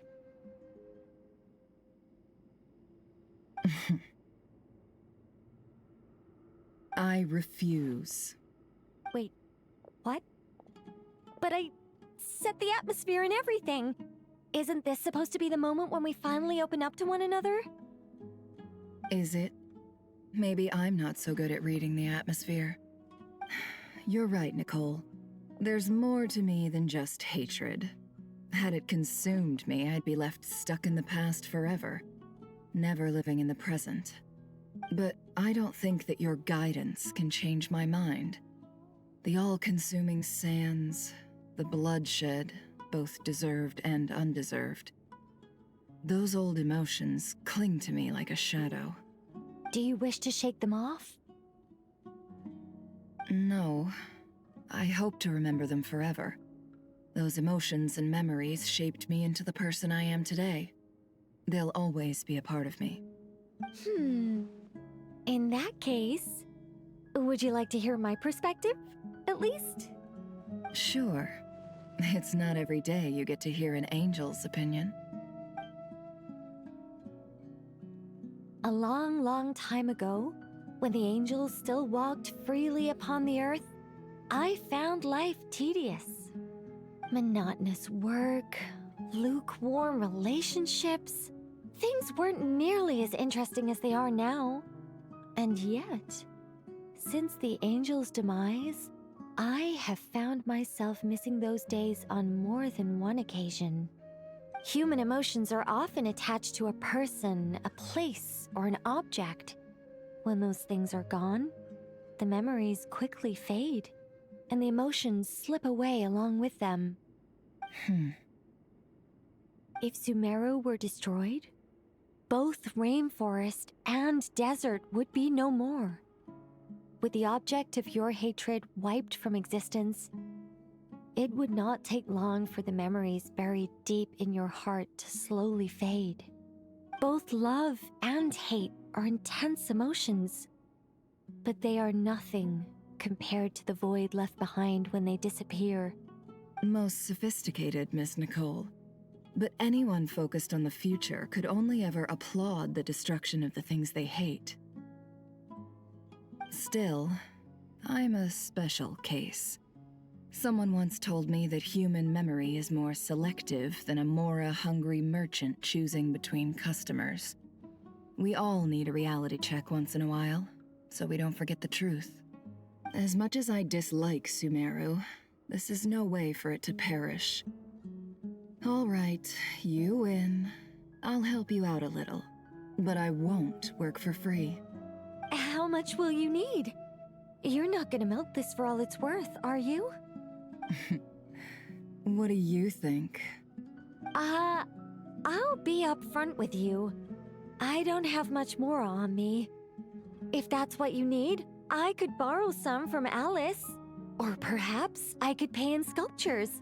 The ones I carve are actually worth quite a lot. Just cover my travel expenses. Huh? Is that all? That's all. Given all the people I owe favors to, I can just about justify a trip to Sumeru. Yehoda! Here, boss! What do you need? I'm going back to Sumeru for a while. While I'm away, you'll be in charge of the curatorium. Me? I'm in charge? Whoa! Don't worry, boss. You can count on me! And that was how the ingenious angel Nicole brought you the perfect person for the job in your hour of need. Hip hip hooray! That was far more detailed than necessary. Not lacking in embellishment either. I never thought I'd return. Especially not the desert. But life doesn't always go as planned, I suppose. What's Candace up to? I don't think I've seen her yet. She is still taking care of things in our village. Should be joining us before too long.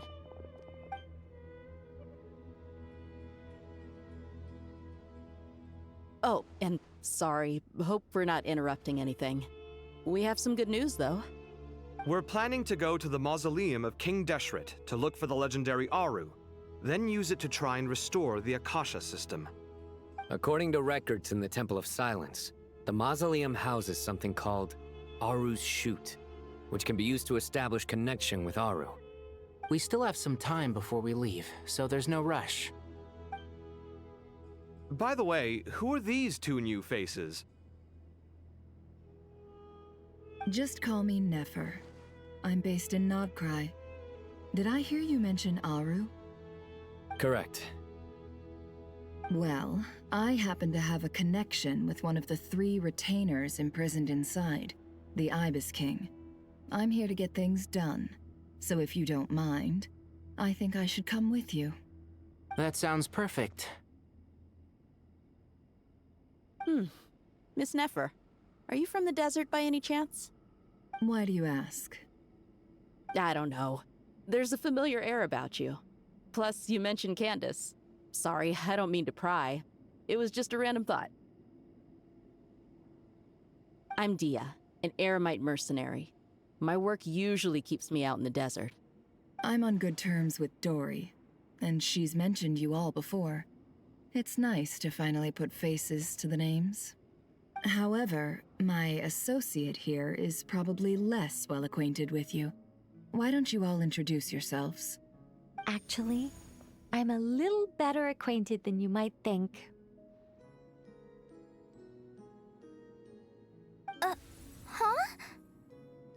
Huh. Are my eyes playing tricks on me? It looked like you spoke without moving your mouth. Ventriloquism. I have heard tell of it before. What is it, Kale? It's you! You're the voice who's been speaking in my head, aren't you? You encouraged me to report my dreams to the Dendro Archon, and got me to recite that magic prayer. Mm-hmm. I have many titles, but let's go with the most pertinent one. I am Nicole Rain, an angel who has lived since ancient times. An angel? Sounds like a big deal, but, what exactly is an angel? Oh, Well, we're a rather long-living race of beings. Not gods, technically, but we can still tell you a lot of stories from ancient history. Yep! And she's also an amazing sculptor! You could say she's a real creative type. Well, ma'am, if both the Traveler and Paimon give you rave reviews, you must be pretty impressive. Oh, please don't call me ma'am. I find it so awkward when people get too formal with me. Just relax and be yourselves. No need to be nervous. Miss Nicole, if it's okay, could I ask you a few questions? Yes, you may. I can see your heart is filled with confusion, and you are desperate for answers. I also know which questions you want to ask me. Why did you dream of Sumeru City in disarray? Why did those verses soothe the djinn only when recited by you? I can guide you to the truth, but it involves a personal secret of yours. I'd prefer to speak with you alone, if possible.